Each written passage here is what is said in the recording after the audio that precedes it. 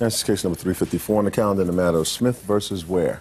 Thank you. You're welcome, Judge. Parties have been sworn in. You may be seated, sir. Have a seat, please. Ms. Smith, you and the defendant dated for a period of time and signed a 6-month lease together in August of 2006. That is correct. How long had you been dating before you decided to move in with him? I met him in March, so I was dating under 6 months. I ask that not because it's particularly relevant, but I'm conducting my own sociological study. I want to see how quickly it is that people make this Mistake. Right. Yes. Perfect. In any event, your lawsuit says that you moved in August. Yes. August 5th. And you moved out in? September 25th. Right. So the living together at least saved you a bad marriage. Yes. Right? Yes. Good.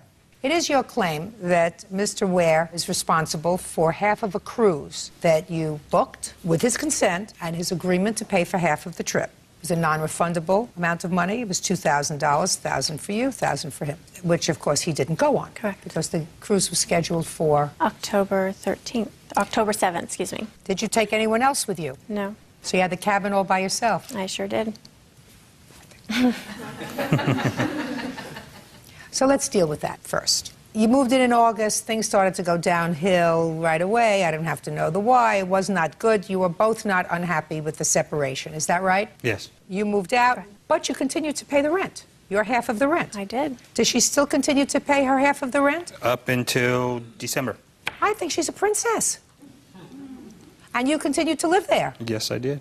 All by yourself? And my kids, when I had them for visitation, yes, I did. Well, isn't that nice? Yeah. So you had a great place to live. Are you still living there? Until January 6th. And then what happens? I received a 30-day notice. Why? Because she didn't pay her, as it states in this letter, she didn't pay for December's rent. Why didn't you pay? I paid my half.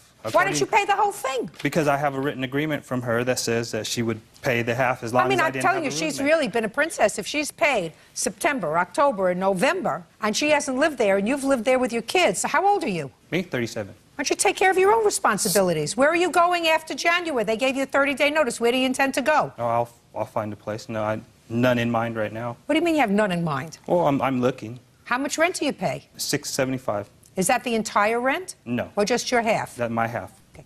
When you moved in to that apartment, where had you been living just prior to that? With my boss, as well as Christina. With your boss? Yes. What kind of work do you do? I am a cabinet installer.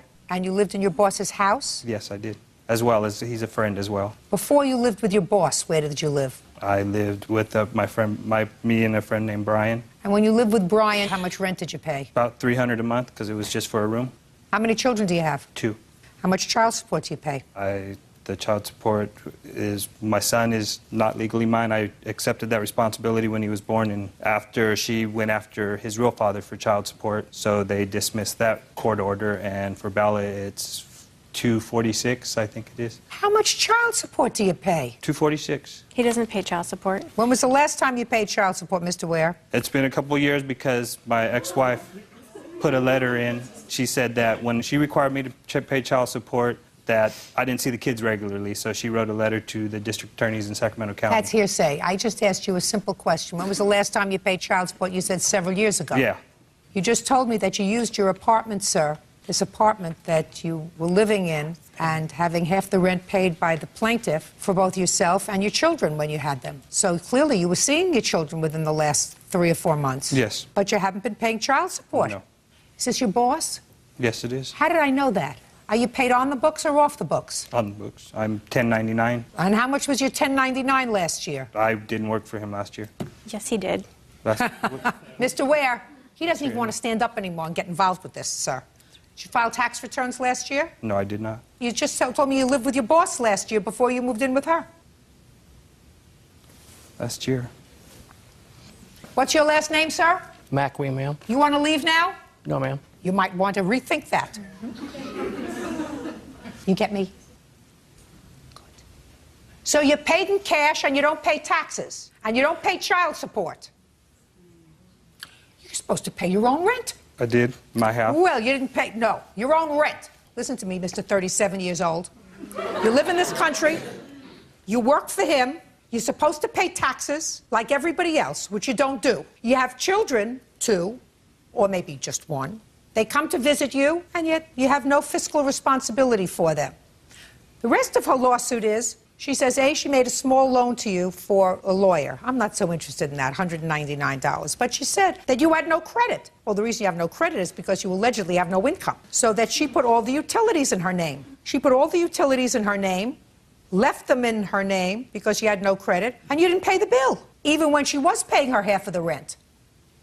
Sir? I was giving her half my check. She went over to my boss's house and received money from them. You mean after she moved out? After she moved out? I'm talking about after she moved out. After she moved out, I told her she threatened to turn everything off. I told her to go ahead and turn everything off. Oh, she should have. So? And she didn't. And she didn't. And did you turn the lights on? I couldn't. Listen to me. Did you turn the lights on? Yes, I did. Did you turn the stove on? Yes, did you I did. plug in a coffee maker? Yes, I did. So you used the juice. When you use the juice, you have to pay for it. Did you use the telephone? Yes, I did. If you use the telephone, you have to pay for it. You know, just like if you're an American citizen and you use the roads and you use the other services that the government provides, you have to pay taxes. Judge Judy continues in a moment. The dish bill came to $292.23. I actually put a passcode on there around October when I found out there was adult movies rented on there. He had to do something to keep himself occupied. And later today, he said he was not going to give up on the relationship, and when I told him that he did not have a choice because I was done, he started punching himself in the face. Show me how he did that. Christina Smith claims ex-boyfriend Gerald Ware Jr. owes for his share of a cruise vacation, utility bills, and a loan to retain an attorney. How much were your electric bills and service bills after you moved out? I'm talking about just for him. Yes, the dish bill came to $292.23. I actually put a passcode on there around October 20th when I found out there was adult movies rented on there. He had to do something to keep himself occupied. Next. Sure West bill was $260.14. Is that it? Yes, and if you're not going to do the attorney bill. No. $552, rounding it out, Bird. Thank you. Is that right? Yes. No sense. Good. $552. Now, let's talk about the cruise, Mr. Ware. You told her to go ahead and book the cruise? A cruise was planned before I met her. We had been talking about it amongst friends before she moved in, and her sister is a friend of my boss. Did you tell her to go ahead and book the cruise? No, I did not. That's not what you said here, sir. My boss's wife booked That's the cruise. not what you said here, sir, in your answer. Just because you broke up doesn't mean that you don't pay for half the cruise. You pay for half the cruise. What? In order to get the cruise, you have to do double occupancy. Don't speak to me sitting down. Sorry, ma'am. We told them both prior to this going that if anything happened, that you have to pay double occupancy to get on this cruise in order to get all the cabins together. So I said, if something happens, you can't change it, you can't get the money back, and they were both aware of that. You made that clear to both of them. Correct. Terrific. Thank you. You can sit down. I gave Gerald every opportunity to go on that cruise. Listen, it happens. He's got to pay for half the cruise because you're out the money. Do you understand? No, I don't, but... Well, it's very, very easy, sir. There's no way that you wanted to go on this cruise, and there's no way that you were going to share a cabin together. Somebody was going to go on the cruise. Now, it is my sense that if you said to her, I will give you the $2,000, I will go on the cruise instead of you, she would have said, great. No. She would have said to you, great, you go on the cruise, and I won't. But right now, she had $2,000 invested in this cruise, and she hadn't seen a penny from you. Yes, she had, ma'am. Oh, really? You paid for some? I was giving her all my checks that I was receiving from him. Checks? To You pay get cash? for... Listen to me. Well, cash. To pay for credit card bills that were outstanding when we met. We're not talking credit card bills, sir. That's We're talking how about the cruise. That's how the cruise was paid, on credit card. How much money were you giving her? I was receiving $500 a week. In what? In cash. I love it when a game plan comes together. Just think of it this way, sir. It's your contribution to taxes. Judgment for the plaintiff in the amount of $1,552. Judge, That's all. I have some joy. I want to give back to his daughter. Perfect. That's all. Thank you. All is excused. You may step out.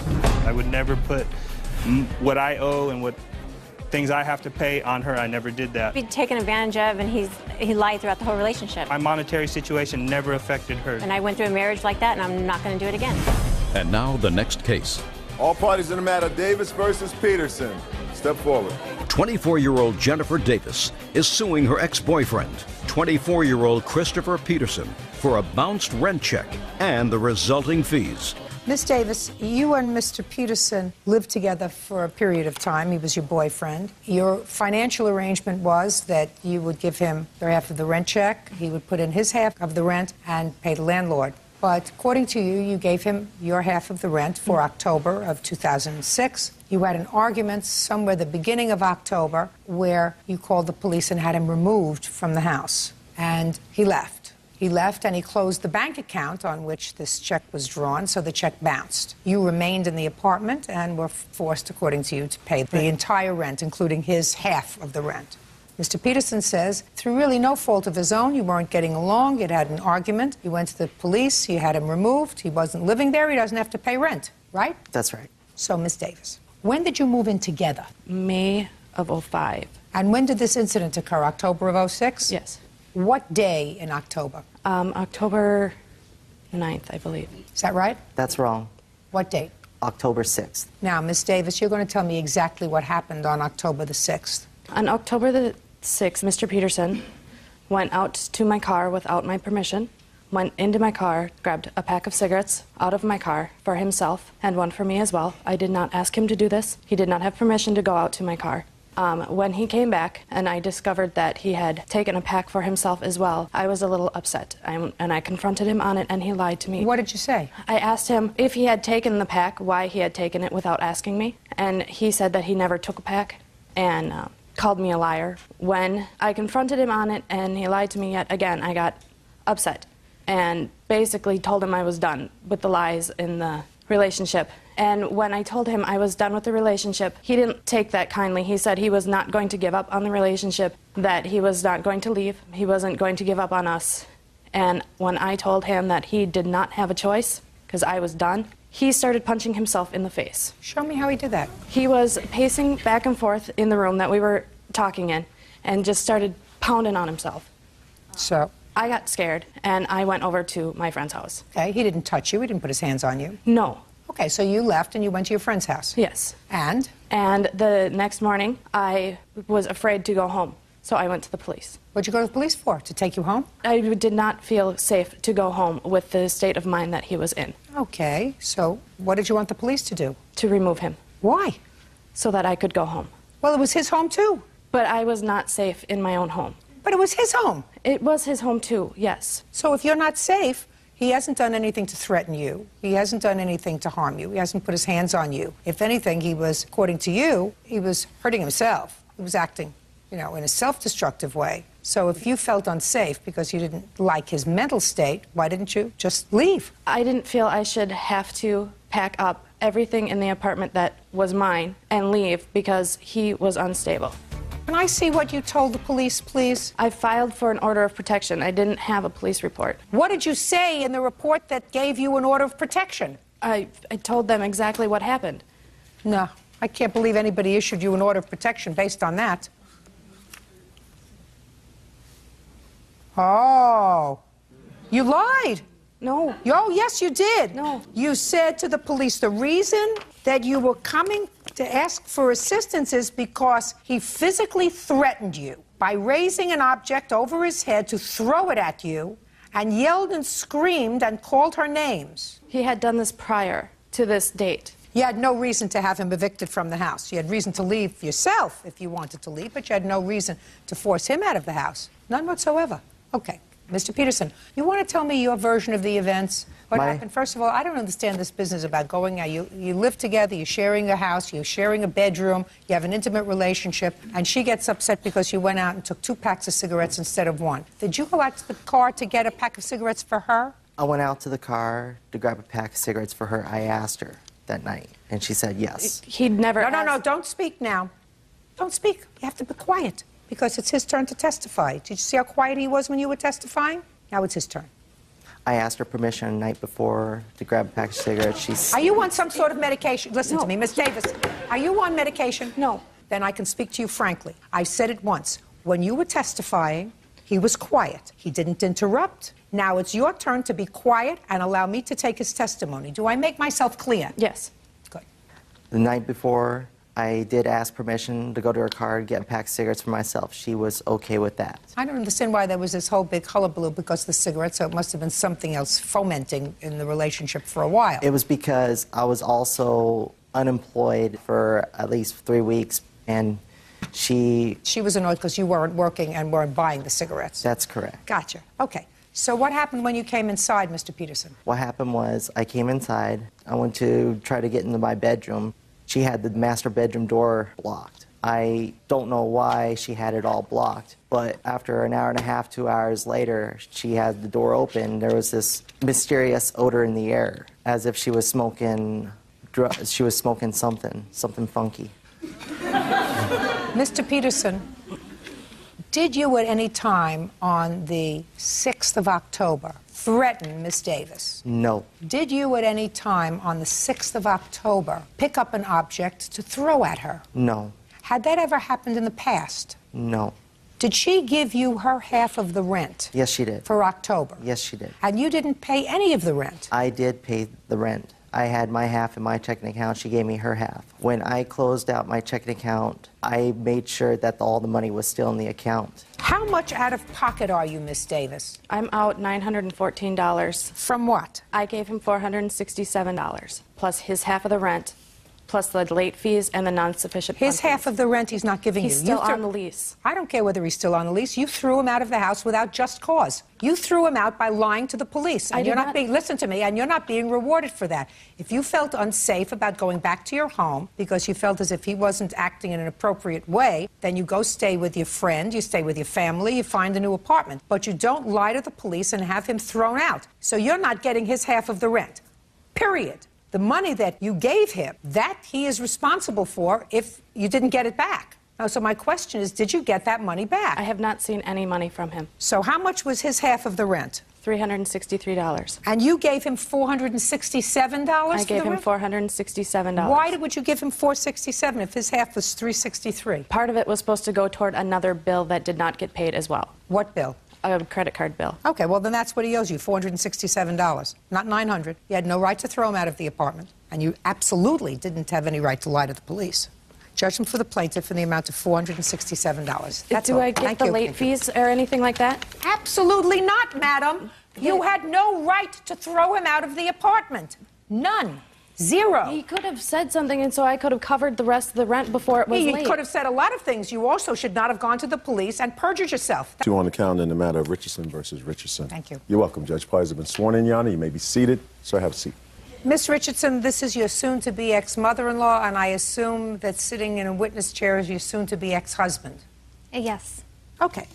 According to you, you purchased a home for your son and his wife, and the idea was that you and your husband were going to live with them. Unfortunately, your husband became ill and passed away. The house was originally bought for us. Yes, the house was originally With bought... our money. No, well, sorry, Your Honor. No, it was your money. Well, can I just say something? If she wants to lie about No, just a second. 10,000. Just a second. Who paid the mortgage on the house? I did. It was in my name. I didn't ask you if it was in your name. I said who paid the mortgage. For the first 8 months, my husband and I did. When they moved in, they shared the responsibility. That's what I gather. The first several months, you and your husband were making the mortgage payments on the house, and then you and your husband moved in, and then you split the mortgage payments, right? Yes. But the house was purchased for them, and they were there alone for a period of time. Anyway, the house is really not the issue unless It we was get to the purchased with counsel. our Don't money. interrupt me. House isn't really the issue until we get to the counsel claim. We're going to talk about the house in a moment. This has to do with the car that you purchased in your name, but that your daughter-in-law used. But your daughter-in-law used it to take you around from place to place, all your appointments. She sort of chauffeured you around. Anyway, there came a time when you left the house. And shortly after you leaving the house, your daughter-in-law and son split up. Right. Your daughter-in-law went home to her family. Where do you live now? That's not what happened. Where do you live now? I live with my mother In what state? in Florida. And where do you live? Michigan. Okay. Did you take the car with you? At what Where time? is the car now? My husband has it. Okay. It is your claim that you wanted the car, and your mother-in-law said you have to pay for it. You were annoyed that she said that you had to pay for it because you always thought it was your car. but you sent her $3,000. She doesn't deny that you sent her the $3,000, but she never sent you the title to the car and never sent you the car. So you want something. You want either the car or you want your $3,000. Mother-in-law says the $3,000 was for other bills that were outstanding. And in addition, she's counterclaiming because she says when you moved out of the house, you took her property, some appliances and things that belonged to her. So I'm going to cut right to the chase. Mrs. Richardson, since you acknowledge that your daughter-in-law sent you $3,000, what did she send you the money for? I asked for $5,000 for the car. She sent me $3,000. They owed me like $6,000 just back rent, so I don't figure the car is paid for. Wrong. If you asked $5,000 for the car and she sent you $3,000, you can't offset that. Get the money that they owe you from rent from your son. Get it from him, not from her. May I speak? When it's your turn. Okay. Because she stole $20,000 worth of appliances and stuff Listen to from my me. home. When you purchased this house, for the first 8 months, where she and your son lived there, were the appliances in the house? There was old appliance. I purchased all brand new appliances. And when you went home, after your husband died, when you left, in what month was that? Around May, about the middle of May. Of 06? And when did the two of you split up?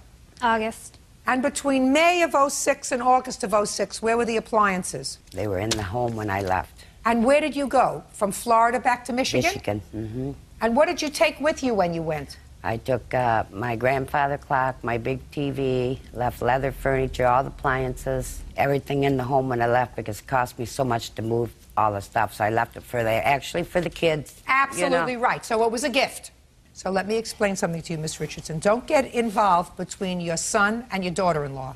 The courts will determine if she took marital property, because once you made a gift to them, you didn't make a gift to your son. Listen to me. Okay. You made a gift to them. You left it when you moved back to Michigan in May. You left it as a gift for the kids. And if they had stayed together as husband and wife, they would have had all the appliances. The problem is they split up. And then you said, well, I don't want her. She's a stranger to me now. She can't take this property. I bought it. It was a gift. Once you give a gift, you can't have sticky fingers. You can't say, well, it's a gift, but I'm going to hold on to it. But I bought it as myself because I lived there. I don't care. When you left it there. And you didn't abandon it along with the leather sofa. You took what you wanted. You took a grandfather clock. You took other things that were important to you. And you left the other things there for your children. Then. So it therefore became marital property. She had no reason to steal it, though. She didn't steal it. It was a gift. It wasn't really a gift. Well, it Miss was 'cause I Richardson, lived I'm there. trying to explain to you, madam, you're not getting what the law is. Okay. That's the law. And if your son, during the course of the divorce proceeding, says, well, she took this marital property and she had no right to take the marital property, a judge will decide that. But it's not yours. You can't sue for it. You gave it away. You gave it away to them. And as between the two of them, a court will determine whose property it was, whether she cleaned out the house or whether she didn't. But it's not yours anymore. You gave it away. Judge Judy continues in a moment. When I moved out, Where did you go? I went to a friend's home. Boyfriend. It's going to be over. Do you understand? It's going to be over. Jennifer Richardson says her estranged mother-in-law, Sandra Richardson, refuses to hand over title on a car she bought from her. Sandra is countersuing, claiming Jennifer stole appliances from her home. Let's get to the car. When did you tell your daughter-in-law that you wanted $5,000 for the car? Before I left the home. So that was in May of 06. Is that what she told you in May of 06? She wanted $5,000 for the car? My husband and I discussed it, and I told him I don't feel I owe her anything for this car. I have been a personal slave to her, driven her anywhere she's asked me to go. Well, listen She's to me. broken in Let's and shh, I'm don't sorry. speak. Just because you think that doesn't make it the law. Car is titled in her name. You took her where she had to go. You also used it for yourself when you had to go to, I don't know, bowling, Pilates, hairdresser appointment, whatever. You took the car yourself. So, in exchange for that, you had a car. And what you did was you drove your mother-in-law around. When you weren't driving her around, you were using it yourself. So whether you thought that you were entitled to it or not, that's totally irrelevant. She said she wanted $5,000 for the car. You go back to Florida.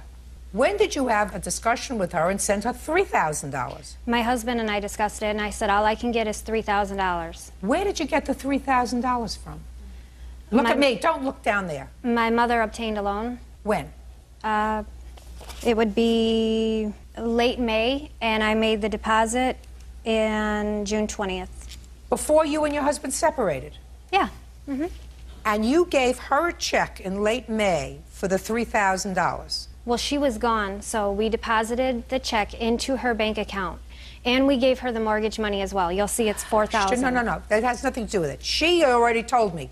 She wanted $5,000. You sent her $3,000. She considered it for other bills. She can't do that. Where's the title to the car? The original title was destroyed. And here's what I Original paid for title the can be car. destroyed? Here, ma'am. Lost in the mail. What? Lost. She took my mail for 6 months.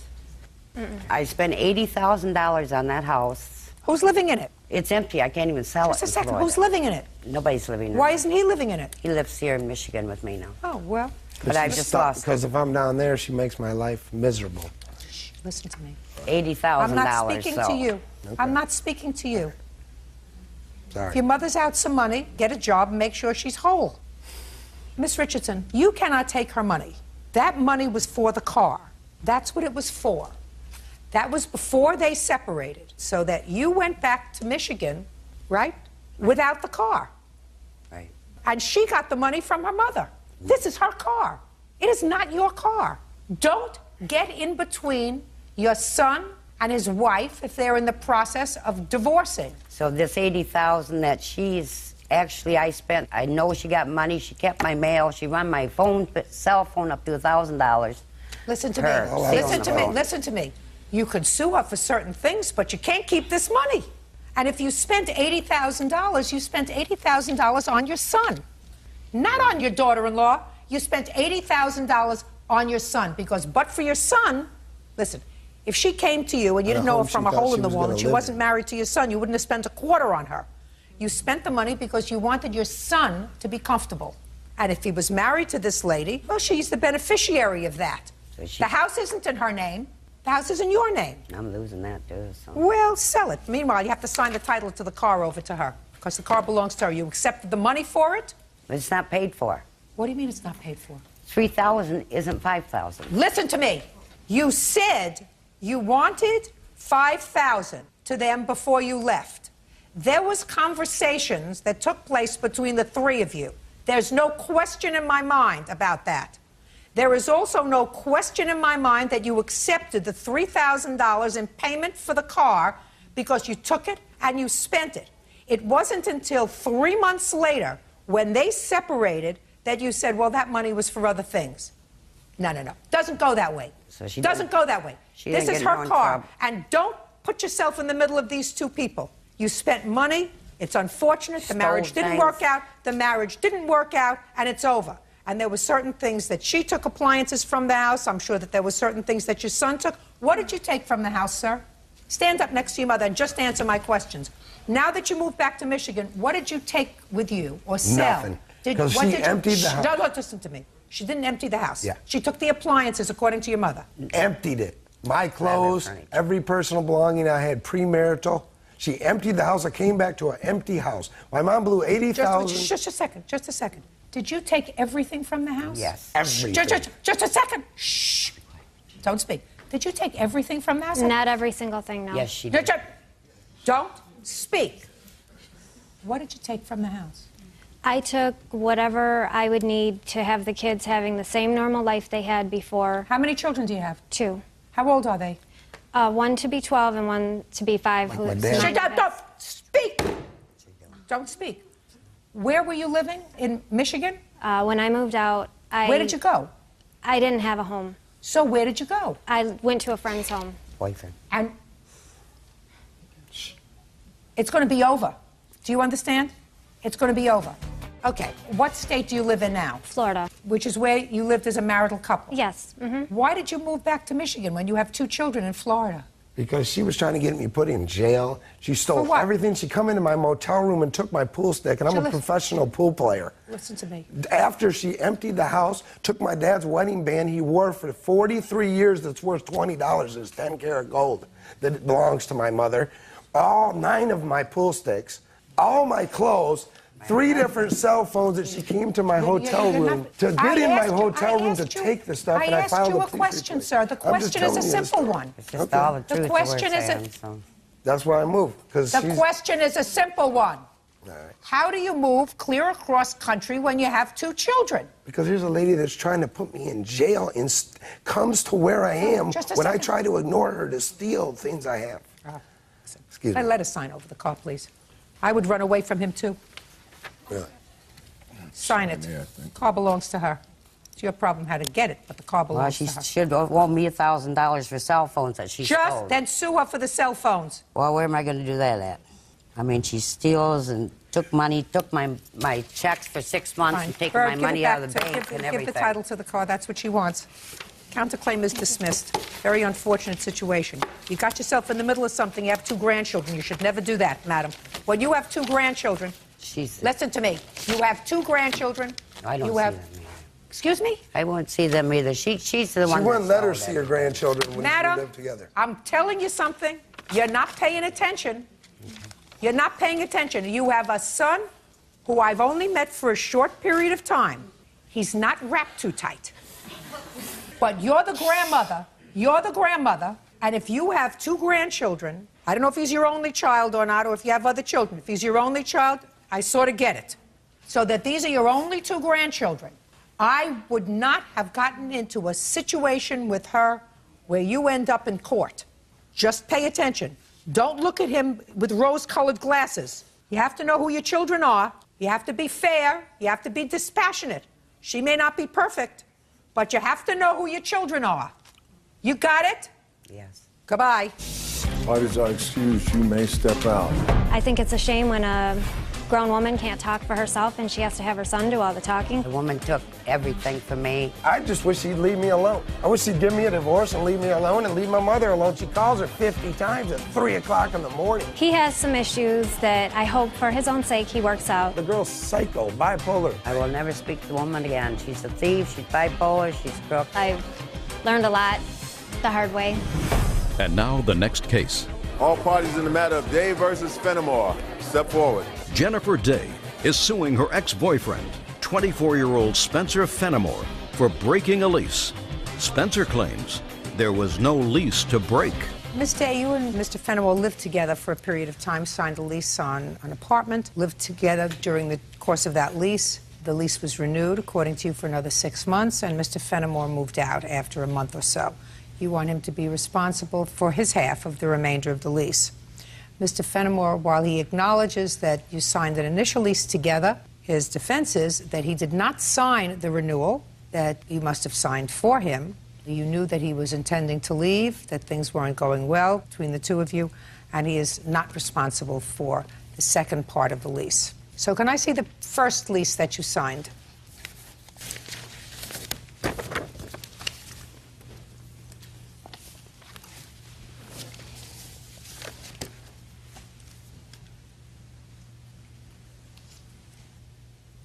When did you move in together?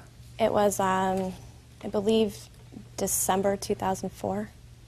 Well, the lease was signed November 2005. I think it was 2004. I'm not real correct on that. Well, what am I looking at? November 29, 2005. What? It's probably our renewal lease. I didn't ask for the renewal. I asked for the original lease. This isn't the actual lease, but it's part of the first lease that has the 12/8/04 date that Spencer was speaking of. Can I see it, please? Yeah. Okay. So the original was signed on 12/8/04, and you claim the renewal was signed by him on November 29th, 2005. That's correct. Is that right, sir? Yes, Your Honor. Did you sign the renewal? Yes. You said in your answer you didn't sign the renewal. I signed the renewal that went from November 2005 until May 2006. She's suing me from May 2006 to November 2006. Got it. So who has that renewal? The one that I handed to you shows that we went in the office and verbally renewed, and I have a letter from the office dated June 1st. You can't verbally renew. Cannot verbally renew a 6-month lease. That's ridiculous. He says he did not renew the lease. You have no proof that he did renew the lease. If he didn't want to renew the lease, Your Honor, he shouldn't have stayed there till July. Because then you can have a month-to-month tenancy. Okay. You can have a month-to-month tenancy and pay every month until the landlord says, listen, I don't want to give you a month-to-month tenancy anymore. You have to leave within 30 days. Then you leave. Right. But you can't obligate him. Sorry, case is dismissed. Parties are excused. Quiet in the courtroom, please. Hello? Hey. Trying to do a case. Yeah, this is case number 360 on the calendar in the matter of Ty versus Tran. Parties have been sworn in, Judge. You may be seated. Dr. Ty, you are a physician? Yes. What is your specialty, sir? Pathology. The defendant is your former wife. Correct. And you have one child. Correct. How long were you married? Less than 2 years. When were you married? July 3rd, 1998. It is your claim, sir, that subsequent to the divorce, there were proceedings revolving around the custody and or visitation of your child, your son. And during the course of those proceedings, your former wife made defamatory statements about you to professionals who were evaluating the case for the court. Correct. And you were embarrassed. Yes. The statements you allege were not true. Yes. You published them to these other people, and you want to be compensated for that. Yes. Ms. Tran says that A, the statements were true, and B, she didn't think they were privileged. First of all, she thought they were privileged and they would never be used and nobody would ever find out about them. Is that right, Ms. Tran? What I say to my son's pediatrician, my ex-husband here, he's very abusive. That's why I left him. Listen to me. You say two things in your answer, Ms. Tran. You said, in October 2005, the court-appointed psychologist interviewed your son's pediatrician. I did say those things to the pediatrician because they were true, but I did not intentionally set out to harm Henry. I thought doctor-patient conversations were privileged. I did not think what I said to the pediatrician and what she included in the file would have any bearing on the psychologist's final findings. Can I see the report that you're complaining about? Yes. Your Honor. What? I have some police report. I don't want to see the police report yet. Okay. What it says here is, Mom reports something abuse by the father towards herself. History of abuse. Shh. Alcoholism and several instances of harsh behavior towards Kyle where he, quote, dropped him one time. On April 29, 2000 and 5/19/2000, there was an argument with the mom, comma, drinking, wanted to bathe Kyle, had physical fight with mom, and the doctor notes that there was an underlying separation and custody fight. Now, can I see the police report, please? Yes, Your Honor. I also... Just let me see the police report. This is different occasions. I don't want to see a different occasion. I want to see 4/29/2000 and 5/19/2000.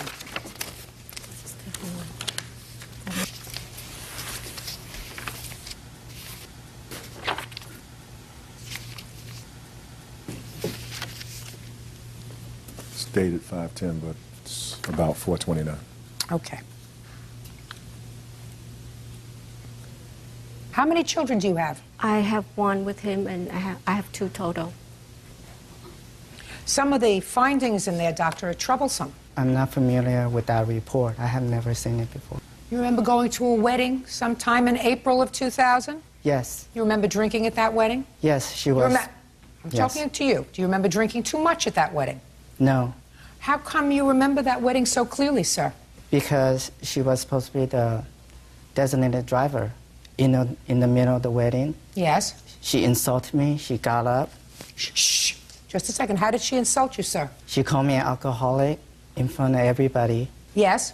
And she said I was embarrassing her. What were you doing, sir? I was dining and whining. And she embarrassed you by calling you an alcoholic? Yes. In front of other people? Yes. Would it be a fair statement, sir, that she called you an alcoholic because she believed you were drinking too much? Your Honor, it's a wedding. She is supposed to... That's not my question to you, sir. I believe she said that to insult me, to insult me. Absolutely not. People don't do that at weddings. Wife doesn't do that at a wedding unless she's very frustrated, sir. Your Honor, she was coached by her lawyer so that she can report. Yes. Really? Yes. And your drinking had nothing to do with that. You said, you just told me you were whining and dining. just like everybody else at the table. Listen to me. If there is one iota of truth in the fact that she believed that you, at some point in your life, drank too much, she can tell that to the child's pediatrician. She can tell that to the child's psychologist. And if you tell me that she was supposed to be the designated driver that evening, then there is some indication that you planned on drinking so much that you couldn't drive home. Now, you want to tell me what happened at the wedding? Yes, Your Honor. He drank heavily with that 1 liter. He told me... With the one what? 1 liter of alcohol. Liter. The 1 liter. He wants me to approach one of this girl, young girl, long hair, ask for her phone number. And I say no, and he called me for not listening to him. So I say, you drink too much. So he said, I'm gonna hit you, you F, when I get home. Sure enough, I left, went to the restroom, came back, he was gone. And I asked one of these couple who sat at the same table, asked them to take me home. And that's when it happened, while I was changing my son's diaper. And when you got home, he was home already? He was home already, and my son was at my brother's house. Did you leave the wedding without her? Your Honor, she got up. Just answer my question. Did you leave the wedding without her? I went to the bathroom to look for her, and I couldn't find her. Did you leave the wedding without her? Then, yes. And did you drive home? I drove to her brother's house. Had you driven to the wedding together? Yes. Does she drive? No. Well, you just told me she was the designated driver, sir. How could she be the designated driver if she doesn't drive? She got up and left the table. You're not answering my question, sir. You don't think you're going to bully me? I can't find her. That's not going to happen. Judge Judy continues in a moment. She says that you hit her. I did not hit her. I don't believe it.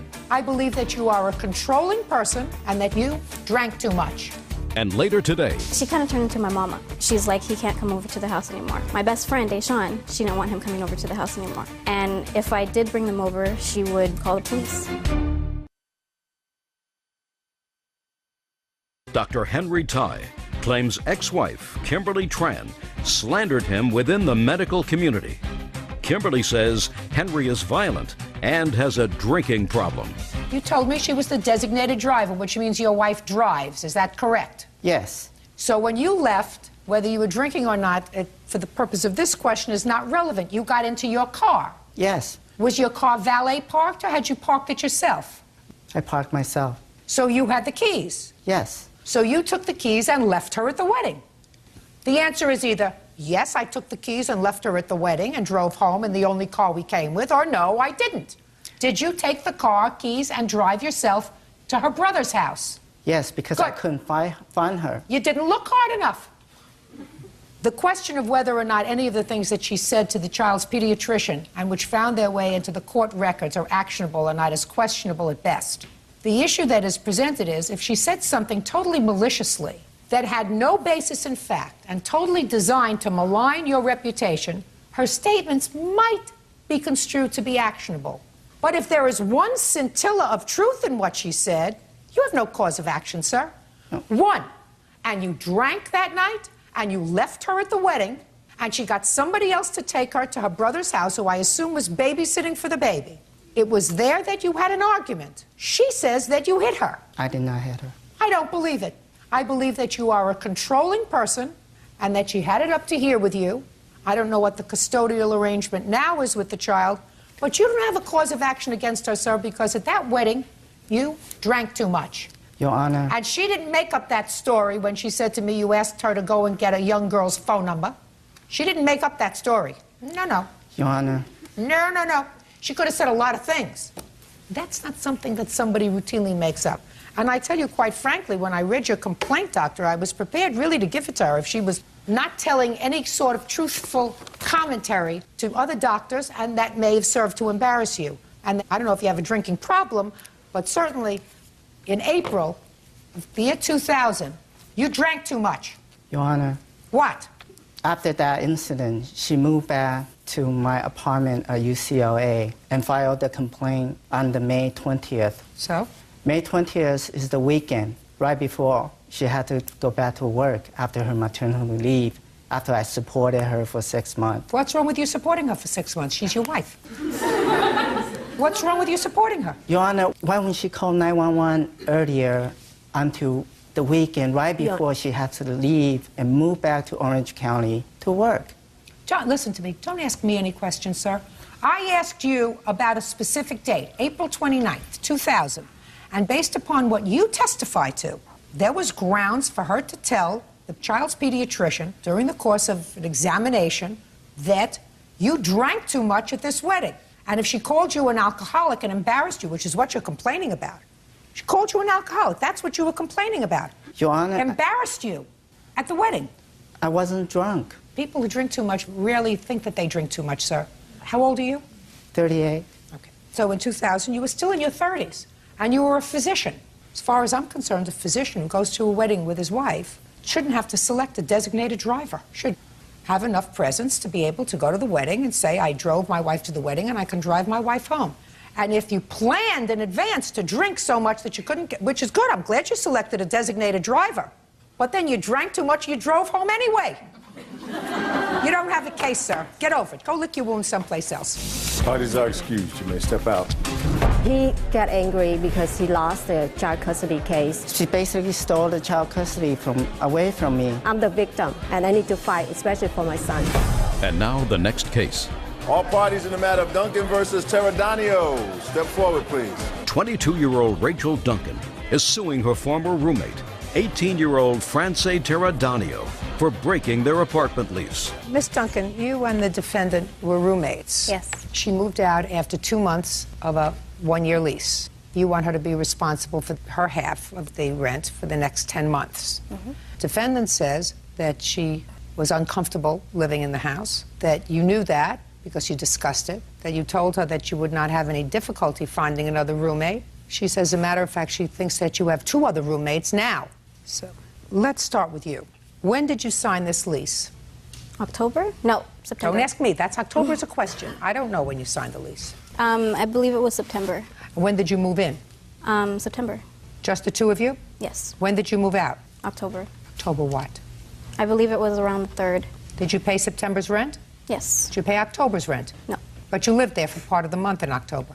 No. You said you moved out? I moved out on October 3rd, so I guess then you lived there in part of October. First and second.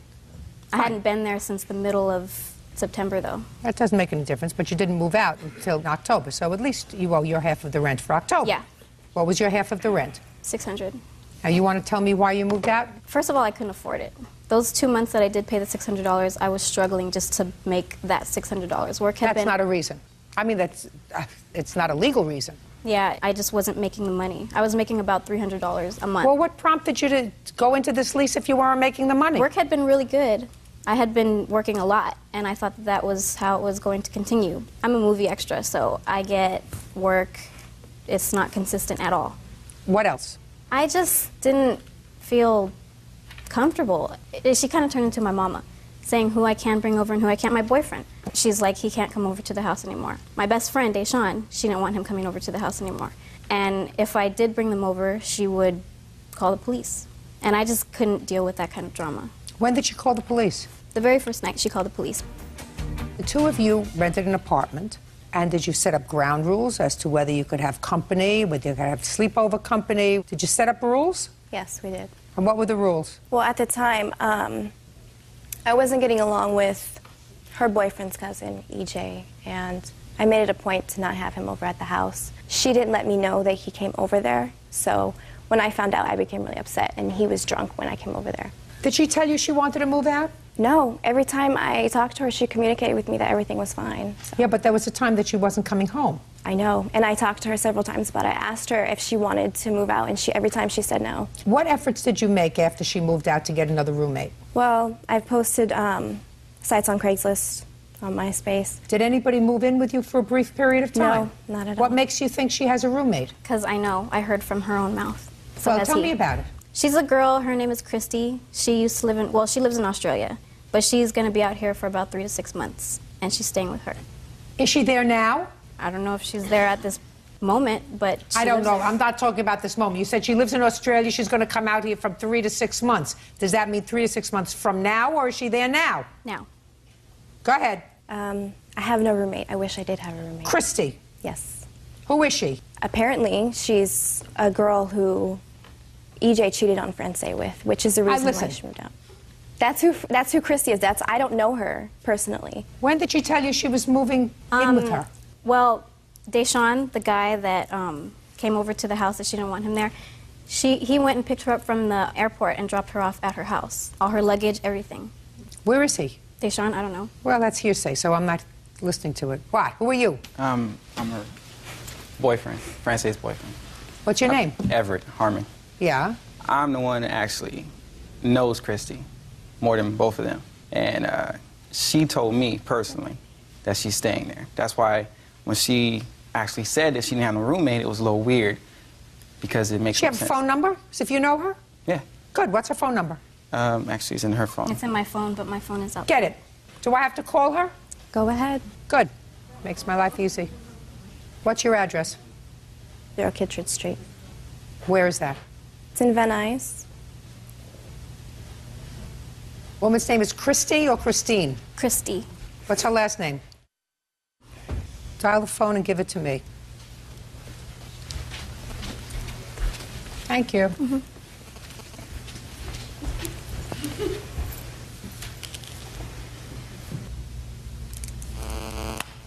Goes to voicemail. You have another number for her? Why is this thing moving? It's vibrating. Have your phone call coming. Hello?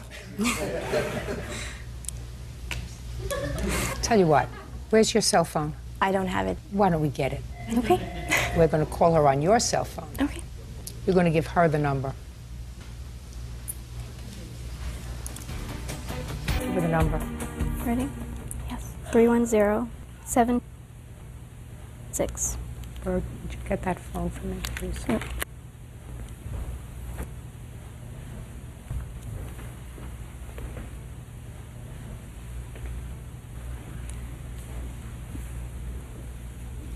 Is this Christy? Christy, this is Judge Judy Sheindlin. I'm so glad I got you. I want you to listen to me very carefully. Are you visiting here from Australia? Are you on a visitor's visa? Good.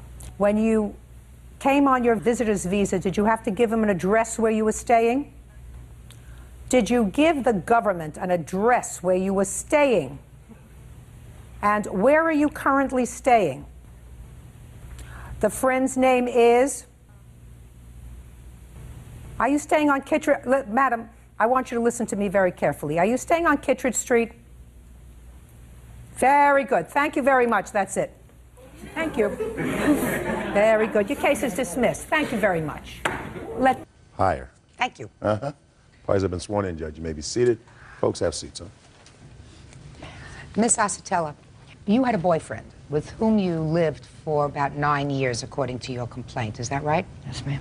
What was his name? Leo McCullum. And you used to be married to Mr. McCullum. Is that right? Yes, it is. When were you divorced from Mr. McCullum? In 92. And you have children with Mr. McCullum? Yes, I do. How many children do you have? I have 4 of my own natural children and 1 that I raised from his previous marriage. Did Mr. McCullum ever have custody of his children? Yes, at one time, yes. When he was living with the plaintiff? Yes, part of the time.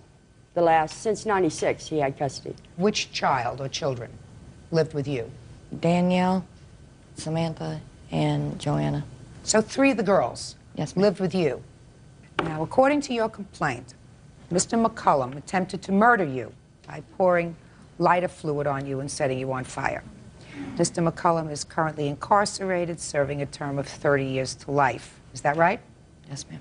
How long were you hospitalized? A total of 4 months.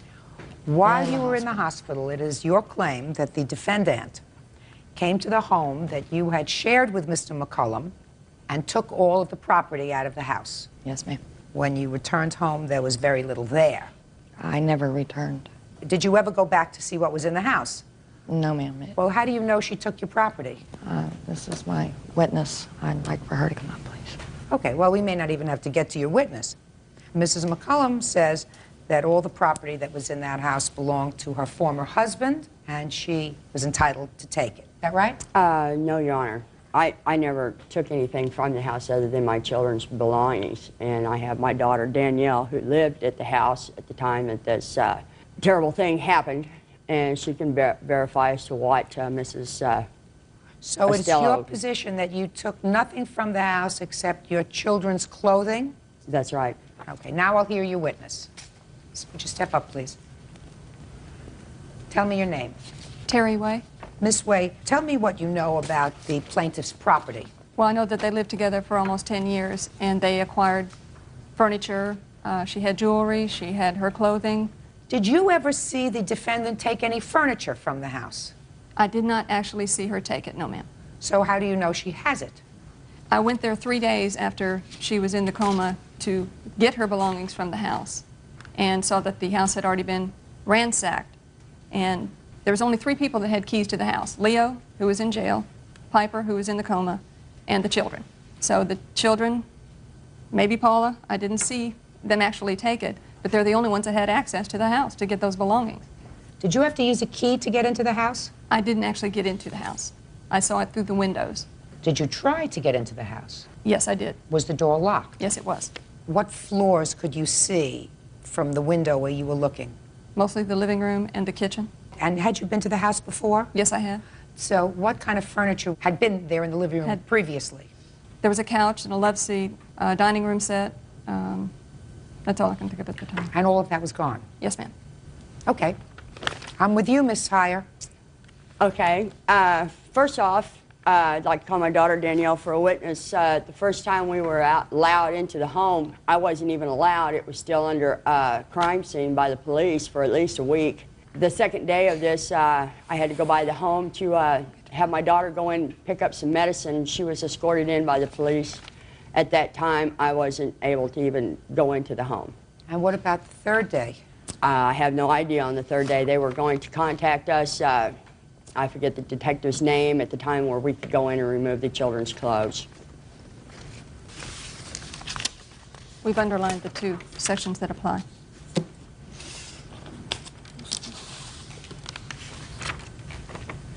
Well, this is a copy of a newspaper article. This indicates that Mr. McCullum at some point was free on bond of $300,000. So he was freed awaiting trial for a period of time? Yes, ma'am, almost a year. When was bail set? Bail was set, I believe, at the time that he was arrested, but between his attorneys, they wanted it reduced, but our side said no. Doesn't make any difference. He was free on bail. Yes, ma'am, but that happened 3 weeks after. He was in jail for 3 weeks before he was released on bond. And I have another article here that talks about the belongings. I'd like to read that too. The defendant says she doesn't have them.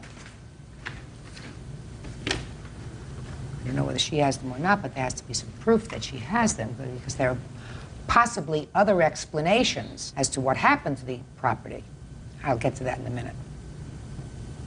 What's your name? Danielle. Danielle, did you originally lie to the police about this fire? Yes. You originally lied to the police and told them that your father was nowhere around. Is that right? No.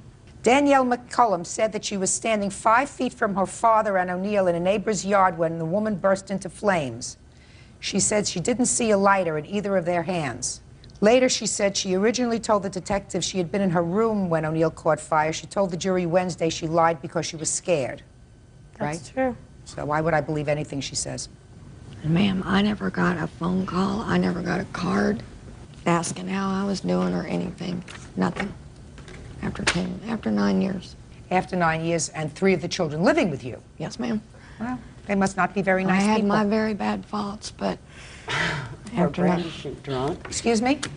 Listen. She was an alcoholic. Well, there had to be some reason why, listen to me, madam, she may not be perfect, but there had to be some reason why your 3 girls chose to live with their father instead of you. There had to be some reason. There is. I was incarcerated. Well, that's a very good reason. Real cases, real people. Judge Judy. Piper Acetella says her ex-boyfriend's ex-wife, Paula Heyer, ransacked her home and stole her belongings.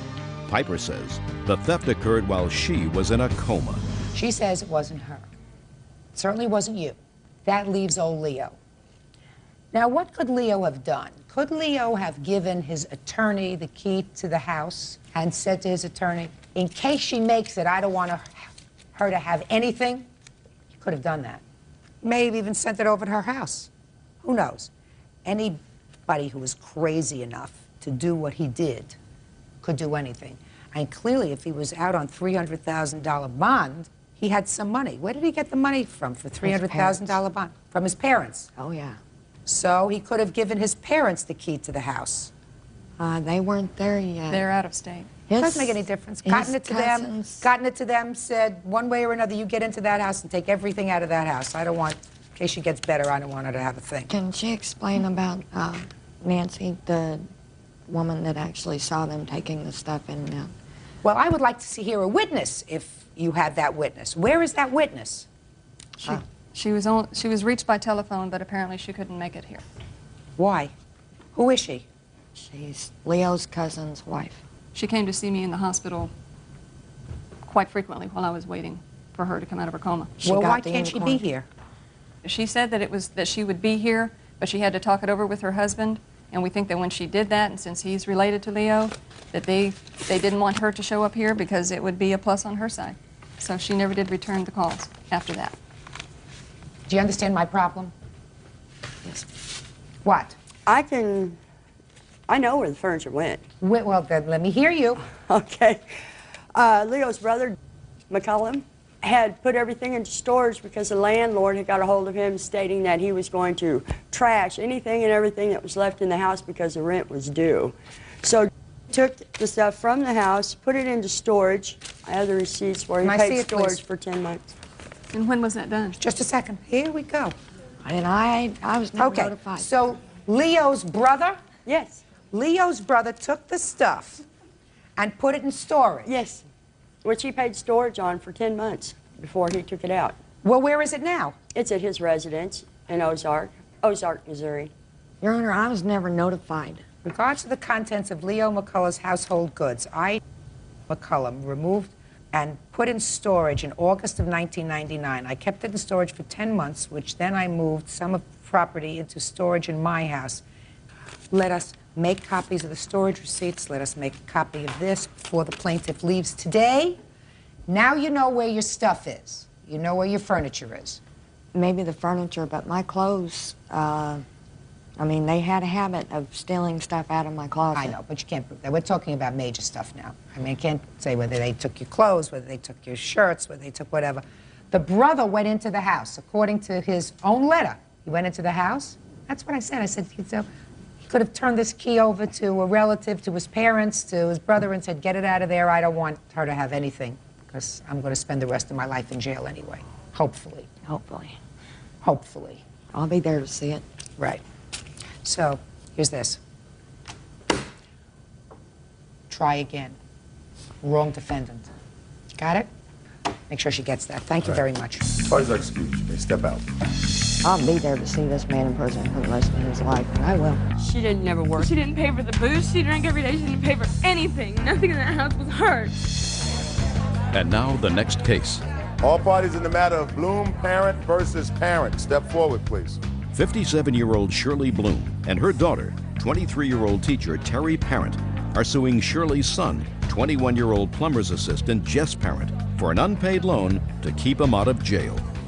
According to your complaint, there came a time when your son was facing a prison term or facing jail unless he could come up with some money. You took out a loan so he would have the money, but you needed some collateral, and the only collateral that you had was your mother's car, which you did put up as collateral for this loan. Your brother hasn't paid back the loan. What was he facing jail about? It was for deferred adjudication, and he had hot checks. A deferred adjudication, which means if he paid back the money, he wouldn't go to jail. Right. Okay, and how much money did he have to come up with? Altogether, it was like $1,900. So did he come to you and ask you for the money? Actually, he came to my mom. What did he say to you, Miss Blum? He told me that if he didn't have this money by this certain time, that his probation officer, when his probation was off, that they would automatically give him a year. And if he went to jail, then he would go automatically to prison. You then spoke to your daughter? Right. I used my mother's vehicle. It's a 97 Kia Sophia, and got the lease and the amount of money I needed. And what were the monthly payments on it? Every week it was $38.72. On March 23rd, 2001, I paid the loan off, which he didn't help me other than maybe, 6, 7 payments. of all. $871 he gave you Right. back. I had to pay off the loan, which was $1,987.22. Okay, let's hear from you. I disagree with everything that was just said because I'd give my mom money to the fact that if the baby, my sister's baby, needed something, I'd give them some money. Every time I got paid, I'd give them some money. That's not you know, true. to help That's them out. not true, Jess. You know that. I mean, anytime they needed help, I would help them out. And I mean, it's just been going on like this since I was little. I mean, she's been wanting money. I mean, I had a job. Let's I go still back. wear. Okay. You faced a term of imprisonment on a deferred adjudication. You had to come up with some money, all at one time. Did you ask your mother for the money? No, ma'am. It Did you wasn't that much. Just a second. Okay. Did you discuss with your mother the fact that if you didn't come up with a bulk piece of money, you were going to go to jail? No, ma'am. I had a job, and it wasn't that much money. For deferred adjudication, I was not going to, it wasn't having to pay a fine. Is what you're telling me that your sister never gave you a check to give to the court for fines? No. Is that what you're telling me? Yes. And that was on or about August of 2000? Yes. I had a job. I was working. That's not what I asked you. Okay. Are you telling me that you never, in August of 2000, needed a bulk sum of money to pay fines and other bad checks? Is that what you're telling me? Yes. What's the name of your probation officer? Dolores, What's her phone number? I have no idea. Oh, sure you do. You have to call and check in with your probation officer, sir. I went and seen her once a month. I never had a call and check or nothing. Does that name sound familiar to you? Yes, it does. Do you have the telephone number of the probation officer? No, I don't. I never got anything like that. He would never give it to me because he didn't want me to talk to her. Do you have a copy of the check? No, we just have the copy of the loan. The agreement, the right. lease agreement. And for I have these are checks that I picked up with some of that money for him because he was going to go to jail that day if they weren't paid. And the rest of it I gave it to him to pay his fine.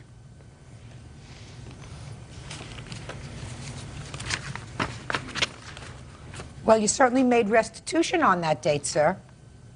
So that takes care of your argument that you didn't need a bulk of money in August. I didn't. I had to pay a certain payment before that date.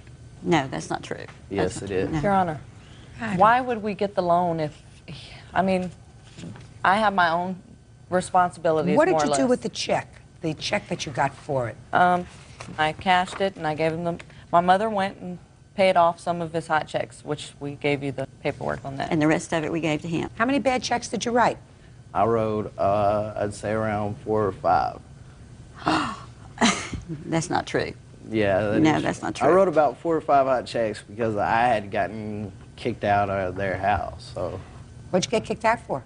Well, she wanted more money from me, and I only had so much money. I was getting. That's not I true, gave Jess. her most That's of not- my check. no. Yes, that is true. Every week when I got paid, I got a certain amount. That's all I would get. I'd give her the rent. I didn't mind paying rent. I don't mind doing that. You know, Well, I how feel old are you? responsible. You know, How I'm old are 21. you? I don't mind paying rent at all. That's part of life, you know.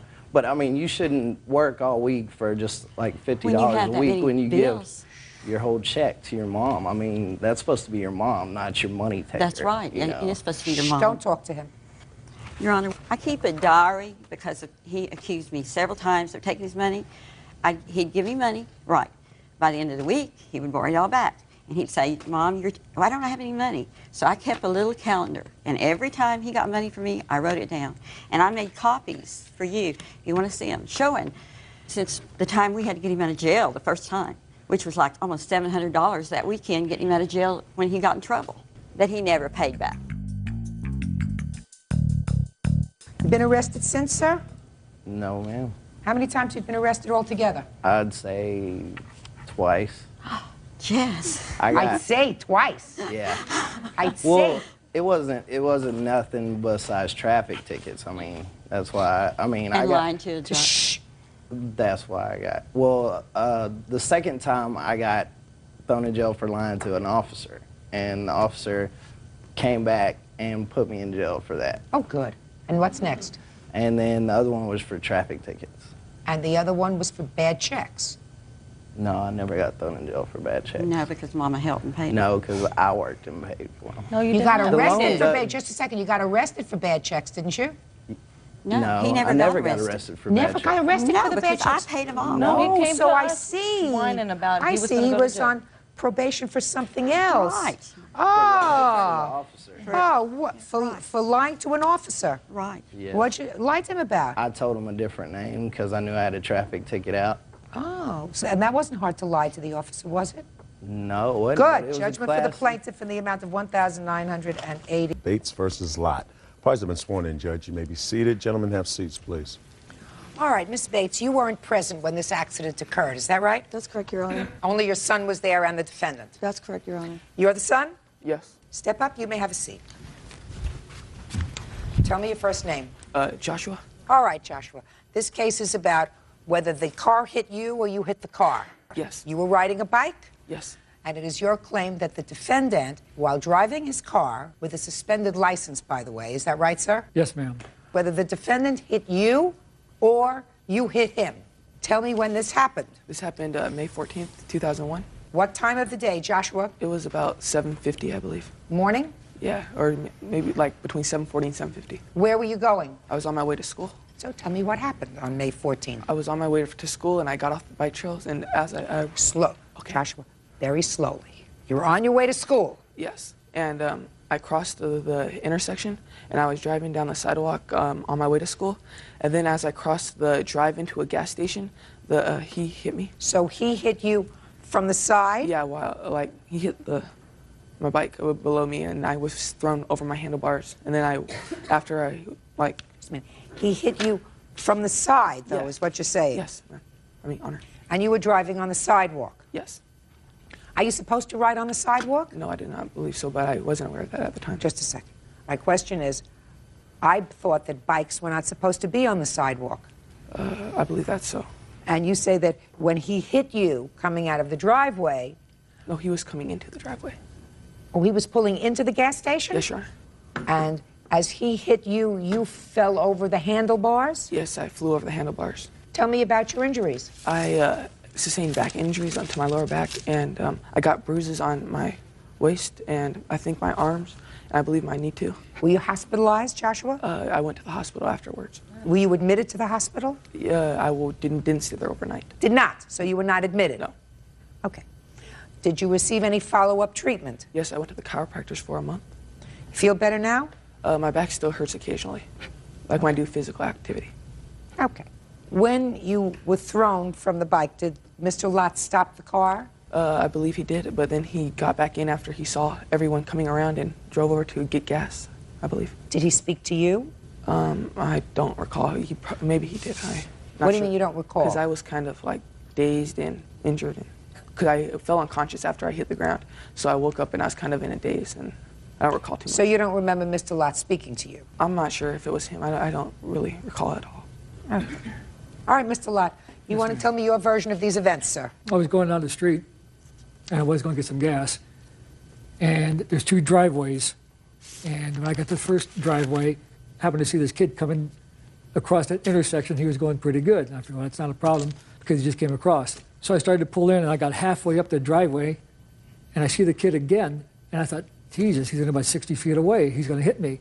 If I continue, this boy's going to hit me. So I stopped my car, took a look in the rearview mirror to see if I was going to get rear-ended, and I wasn't. I gave the boy a chance to swerve to go around me, and he almost made it. He did 2 or 3 swerves and almost pulled it out. He hit the front of my car, and he knocked the license plate off of it.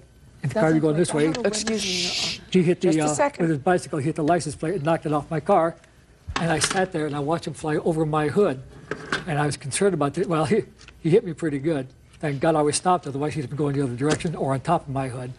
But anyway, when he hit the ground, went over, I jumped out of the car, and he wanted to get up, and I said, no, stay down. He's laying down.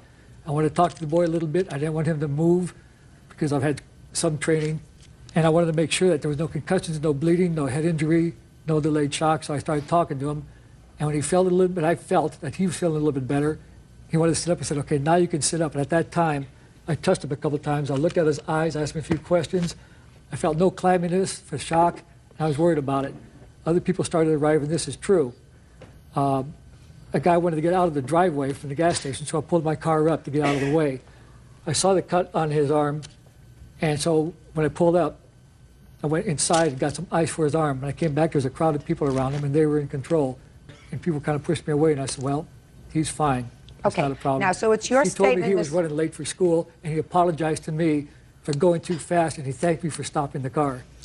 Mr. Lott, so Yes, it's ma'am. your statement that your car was stopped. Yes, ma'am. You were stopped, and he drove directly into your car, He knocking drove in off your front of the license car, plate. And that's why license plate's Okay. bent. All right. Now, Mrs. Bates, you indicated you have a witness? I do, Your Honor. I assume this is the witness. This is. So step up here, sir. Would you tell me your name? Yes, ma'am. My name is Steve Thorpe, and I just dropped my son off at school, drove over to the gas station. I parked the car behind the gas station because it was pretty busy that day. Just as I stepped out of the car, I heard the bike and the car meet, and it seemed to me like he didn't stop. He was still pulling didn't see into the that. gas Shh, station. Mr. Lott, don't interrupt him. I'm sorry, ma'am, but he didn't see Don't, anything. Mr. Lott, Yes, don't ma'am. interrupt. And the car hit him almost like a T-bone. The bike didn't hit the side of the car. The front of the car hit the bike on the side. The license plate flew across the driveway. That's because he hit a license plate. In fact, in which Mr. Lott, you're interrupting, sir. I'm sorry, ma'am. I just hear a lot of... Mr. Lott. Yes, ma'am. Don't interrupt, sir. Go ahead. the young man flew over the handlebars, hit his head on the curb, and the defendant did get out of the vehicle first, was the first one to see if he was all right. A whole bunch of other people stopped, including one lady who identified herself as a nurse, basically took over to the sheriffs and the paramedics. Everybody showed up. Mr. Thorpe, thank you very much. You waited around in order to give your information Well, to the police? In fact, I waited till everything calmed down, then I handed my driver's license to the sheriff, and he says, well, where's the guy that hit him? I said, he's over there washing his windows on his car. He just got gas. Real cases, real people. Judge Judy. 15-year-old Joshua Bates says while riding his bike to school, he was run over by motorist Walter Lott. Walter says Joshua ran into him. Why don't you step up anyway now, Miss Bates, because I have just a couple more questions for your son. Were you going fast that day, Joshua? I believe I was going in the usual speed on my way to school. So you weren't going too fast? I was going maybe 10, 15 miles per hour. Okay. Now I'll take a look at your pictures, please. And I also have the amount of property damage, as well as the police report. I'd like to see that, all of that. Your Honor, he was also uninsured at the time. I didn't hear that. Could you say that again? She said you were uninsured, sir. Is that true? I don't know. At the time, I don't know. What do you mean you don't know? I didn't know if I was uninsured or not. As far as I knew, I was insured. Well, you have a suspended license. What I had was a it suspended license, but I didn't know about it till later on. What was it suspended for, Mr. Lott? It was a case that was pending about old child support or not. They don't do that without giving you notice. Well, You may I choose to travel a ignore lot. the notice, but you get the notice.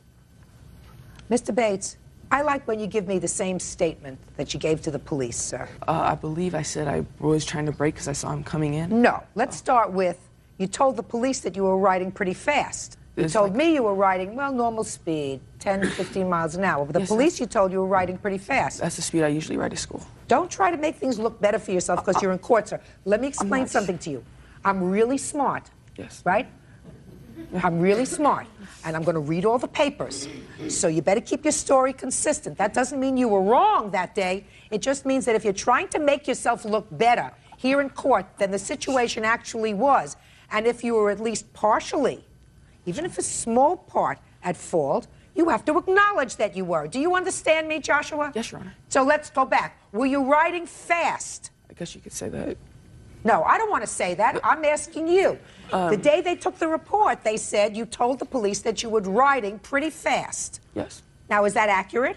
Yes. And you were riding on the sidewalk where you shouldn't have been riding. Is that correct? Yes, Your Honor. All right, now we got it.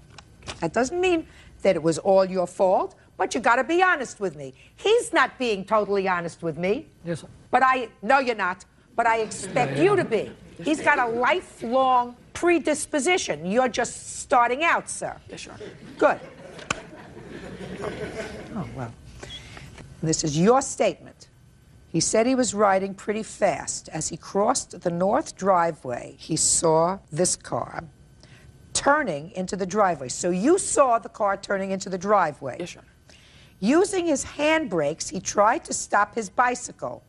He failed to do so and collided with the front of his car. No, that is not entirely That's true. what you told the police. That's not what happened. That's what you told the police. But he was out of it, Your Honor. I He know was he wasn't. delirious. Listen to me. Don't tell me he was out of it. You weren't there. No, I wasn't. You weren't there. Your Honor, I did not collide with the front of his car. Let me explain something to you, sir. According to put the license plate down. The license plate could have come off, Mr. Lott. Put him down.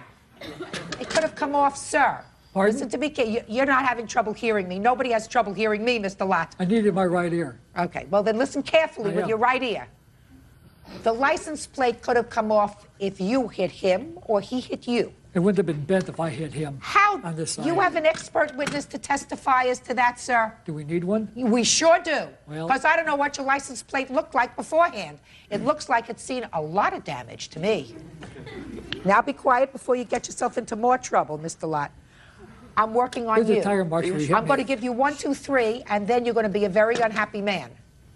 Now, you saw him before you were crossing the driveway. I know as I was coming into the driveway, and then as I was getting to the end of the driveway, he plowed into the side of me. Joshua. Yes, Your Honor. I asked you one question. I said you saw him before the accident, because that's what you said to the police. I believe so, Your Honor. What do you mean you believe so? I don't know because. Well, you don't know. Well, I'm reading that I have to rely on what you told the police immediately. The police officer. Joshua, that doesn't mean that it's 100% your fault. Now, you and your mother would like me to say it was all his fault. It's possible that that's not true. It's possible that part of it was your fault. So I have to apportion financial responsibility. So I don't want you to tailor your testimony to what you think is the most favorable here in court, because I have your statement to the police that was very clear, not as a result of having a fuzzy mind. You said you tried to use your handbrakes. Yes, I did. Right when he plowed into me, basically. When he plowed into you. Yes. You've got it all down pat, Joshua. You are not impressing me, sir. I'm not sure. What? Yeah, I got it. I would suggest that you be quiet. You're driving with a suspended driver's license, and usually when a car hits something other than a car, it's usually their fault, I didn't hit Mr. anything, Lott. ma'am. Yes, you It did. hit me. Here's the tire marks from his bike hitting me. Now, let me tell you what I do not believe, Mr. Lott. I do not believe that you stopped your car and that your car was standing in a stationary position and this young man came and slammed into your stopped car. I do not believe that, sir. We all said it. He said it, he said it, and I said it. Oh, well, I don't And know. here's the Maybe you proof of weren't it. listening with your good ear. Nobody on this side said that your car was stopped He and did. he hit you. I did not say that. Nobody said it, except in your mind. Can I have the deputy show you this? And show you the tire marks on here where you ran What into I me? want you to do is I want you to forget about that. Oh, okay. Good. Forget about that piece of evidence. It's the You've only already evidence showed I it to me have, 4 ma'am. You can times. Ignore it. The last part of the police report is very interesting. The last part of the police report indicates cause. Based on the statements by both parties, P1 was at fault. That's you. It says in the collision for riding his bicycle on the sidewalk, a violation of 21-650. So after they spoke to you and the witnesses and everybody else, they determined it to be your fault because you read the police report. You handed me the police This is report. true, but they didn't put it, the police didn't include his statement. Okay, well, 'Cause they he was an included, eyewitness. let me tell you this.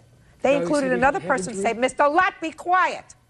They included another person's statement, and the other person's statement was, and I don't think this was you, this was witness, said, witness 1 was walking in the parking lot approximately 75 to 100 feet northwest of the driveway.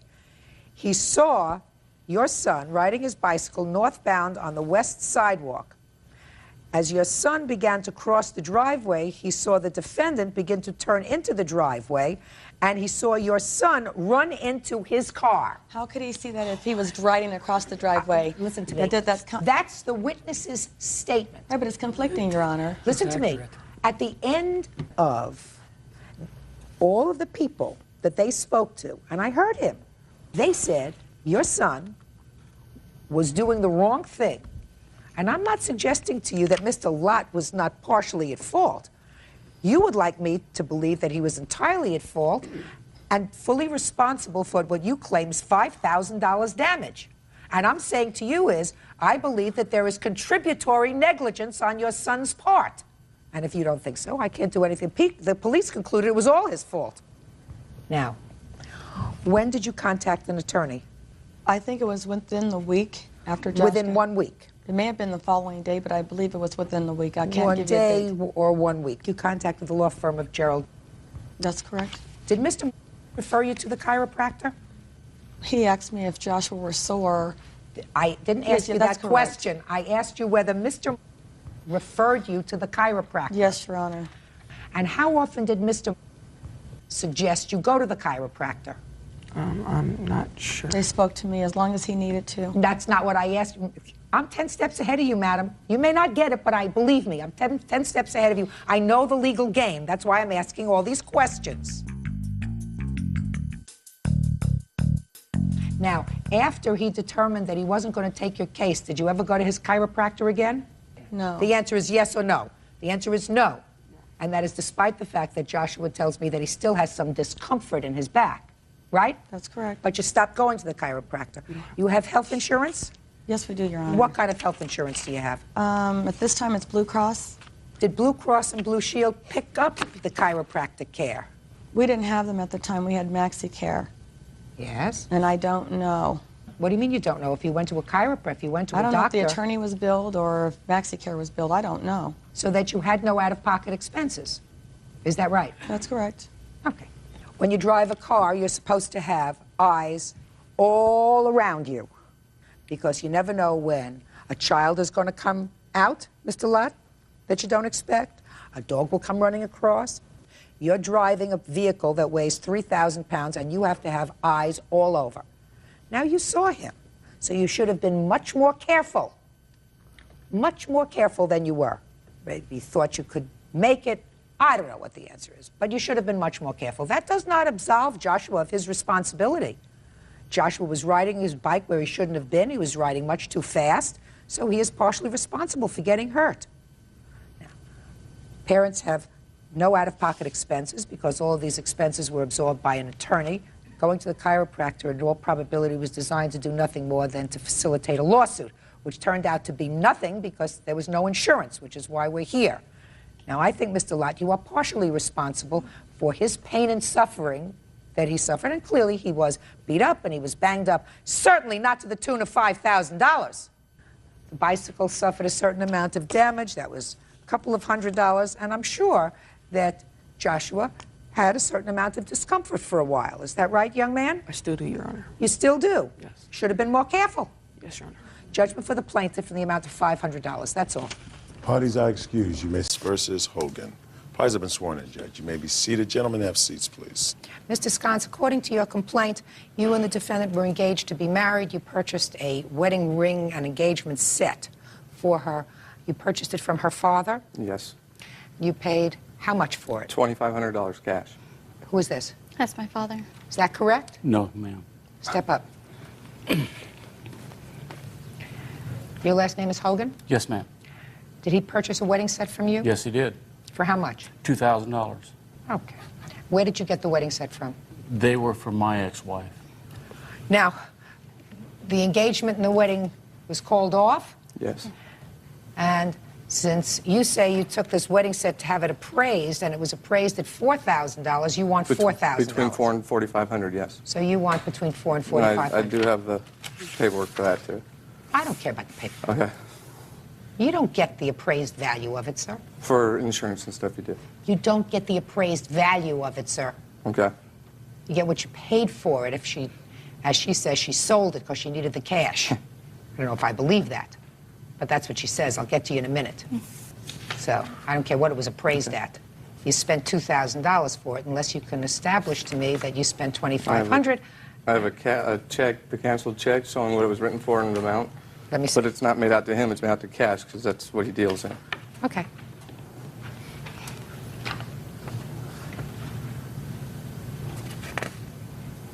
Says $2,500. No, ma'am. Did he give you $2,500? Did you give him any money back? He gave me $2,000 cash and $100 bills, and that's what I asked for from the beginning. Okay. Who cashed this check? I did, before I went to Hesperia. Okay, I'm just looking at it. I was Okay. going to ask whose account number it That is. was our joint account at the time. Oh, okay. Where's the ring? I sold it back to my father. You sold it back to your father? Yes, I did. Really? Mm-hmm. Where's the ring? I have sold it since, too. I don't believe any of you.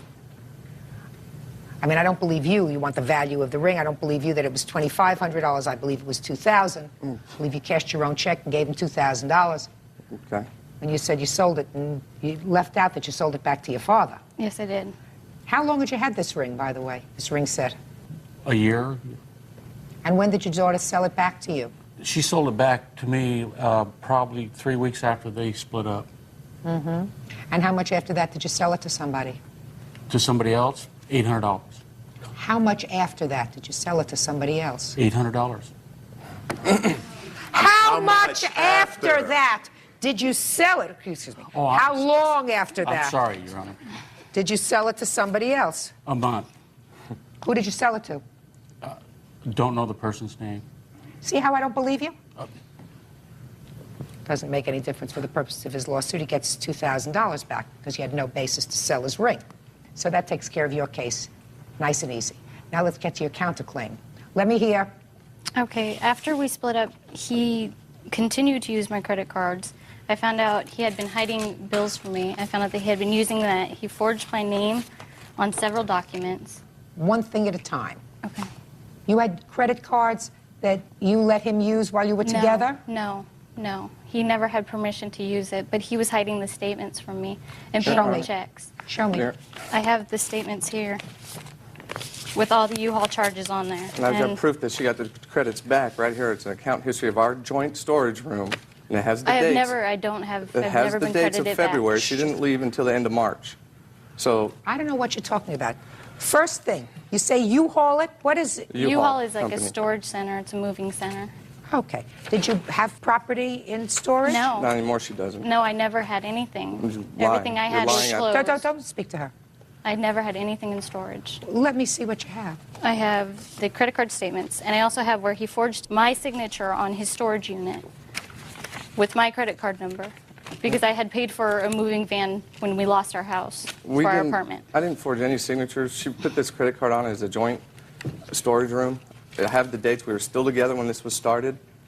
When she left, she didn't inform me that she was canceling this and getting the credits back. I almost sold my stuff on a lien sale. And I have the 3 reversals to her card here. She's already gotten her money back. Let me see. It shows that it's been reversed. So she's gotten her money back. Just a second. I have reverse credit. Did you get your money back? No, they have Well, not. Nothing is credited to my account. That was due. And he It's not going to continued. post yet, is my point. Well, you better wait for another month. List looks like they reversed payment on all of these credits. 1, 2, 3, 4, 5. What else? I have car damage that he did on New Year's Eve that I paid for. Your dad's Just father. Sorry. I put it on my father's credit Just card. a second. Wait. New Year's Eve, 2000. Yes. Right. Go ahead. Tell me what happened. He was backing out of our driveway and hit a parked car. Yes. And he did damage to my car, and I ended up paying for it. I had to put it on my father's credit card and paid my father back the next day. Okay. So let me see. Did you have an agreement with him? By the way, when did you separate? Give me the date that you End of separated. March. I'm not speaking to you. Sorry. We split up April 1st. I moved out the 2nd. Real cases, real people. Judge Judy. Michael Scott says his ex-fiancée, Vanessa Hogan, refuses to return his engagement ring. Vanessa says Michael is abusive, an alcoholic, and a gambler. So what happened between December and April? Well, throughout the whole relationship, he was... I don't care about the whole relationship. What happened between December and April? Between our relationship? No, I'm talking about what happened with this car. Did he say, I'll take care of the bill? Well, yeah, he said I'd take care of it, and I'll take care of it, and I got in a car accident, and at that place, another car accident. So Who got into another car? I did. Somebody hit me on the other side, so I had the car fixed, and while Just a second. Did you have the car fixed after the first accident or after the second? After the second. So you didn't have the car fixed after he got into this, after he backed I into had to something? fix it during the time they were fixing the other damages. So just a second.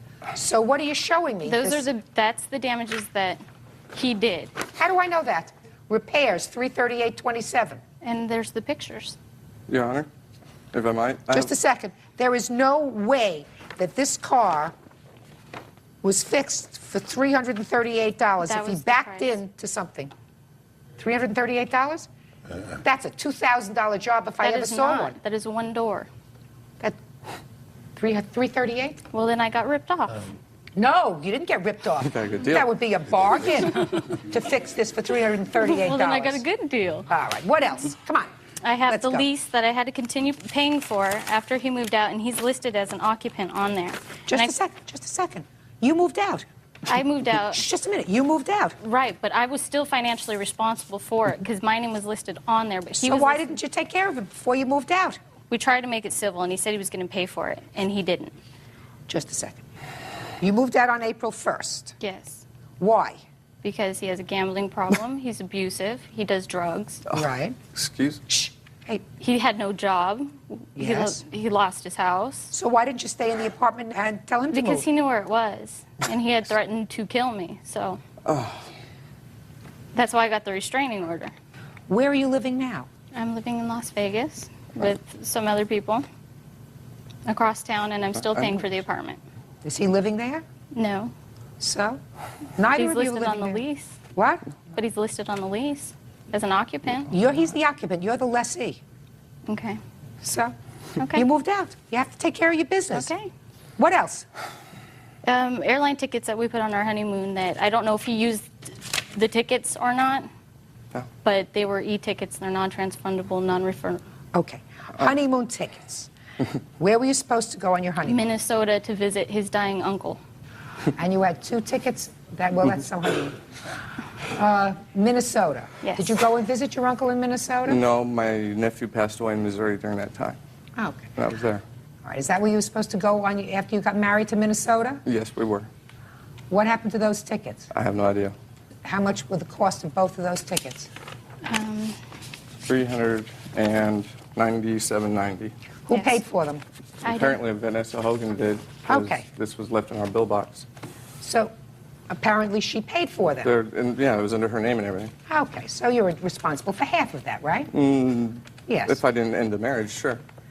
Whoever ended it, doesn't make any difference. If it doesn't work out, it doesn't work out. That's why you get your rings back. Can I explain why it didn't work out? No. Okay. You are entitled to the rings back because the wedding never took place. I believe that you paid $2,000 for the rings. I don't believe them that they sold them. I don't believe that, but whatever it is. She didn't give them back to you. She says she doesn't have them. I can't order her to return something she says she doesn't have, so you are entitled to your $2,000 back, less the $198 for one half of the plane tickets to your honeymoon of your dreams to visit your dying uncle in Minnesota. Judgment for the plaintiff in the amount of $1,802. Thank you. I just not excuse you. May step out. I was roofing her father's house, the gentleman that was in court. While I was down in Hesperia doing that, she was in bed with another man. That's what really ended it. He was abusive, and he did drugs, and he had a gambling problem, so pretty much all those 3 combined. She's fabricated a bunch of lies. I'm just glad it's over with. I don't have to deal with them anymore. And now the next case. All parties in the matter of Vanderskoff versus Samuelian, step forward. 19-year-old network operations technician Tiffany Vanderskoff is suing her former friend, 20-year-old college student John Samuelian, for half of the hotel cost during their trip to London. Ms. Vanderskoff, you claim in your papers that the defendant owes you for the cost of half of the hotels on a London trip that you took together. He did pay for his own plane ticket. You said there was an agreement that he paid for half of the hotels, which you put on your credit card. So tell me about it. When did you decide to take this trip? In November of 2000, John and I agreed to take a trip to London in February, from February 9th to the 14th. We agreed that he would pay for his airfare and that we would split the cost of the hotel. We had to bounce around a few hotels because the first one that we stayed in was too costly. So we ended up going to a cab and saying, hey, can you take us to a Holiday Inn? Because we figured a Holiday Inn would be cheaper, you know, but of course in London it was much more expensive. So we only stayed there for one night. And then we were walking around Piccadilly Circus and we found this hotel, and it was for £79 a night. So we stayed there the last 3 nights. Throughout the whole trip, John reassured me that he would pay me for half of the cost. I object to that, Your Honor. Apologize. And he didn't? No, he didn't. 4 months later, I'm like, John, will you please pay me back How money? much were all the hotels? total, it was like $900. You have the receipts? Yeah, I have credit card logs. Okay, let me just take a quick look at them. They're highlighted, and there's one on the second page. Okay. He told me that he had a money order that he had written out, and he said he gave it to his mom. And he said, okay, my mom's going to mail this to you tonight. 2 weeks later, I never got anything, and that's when I kind of knew that I wasn't going to get any money. That's not true. Didn't you think that I was going to get to you? I'm sorry. I apologize. So, now let me hear you. Well, my account, her recount of the London tale is fairly accurate. Try looking at me. With the exception that the agreement was not that I pay her back, that it would be a gift. If I Well, can, tell me. That's No. what you... don't interrupt him. Sorry. if I could expound on the relationship, perhaps give more credibility to my case. When I first, Ms. Vanderscoff replied to a AOL personal I had, most of the conversation evolved around computers because that's her profession. She's a computer programmer. And most of this centered on the fact that she had quite a lofty responsibility for someone of her age. At 18, she was financially independent. Get to it.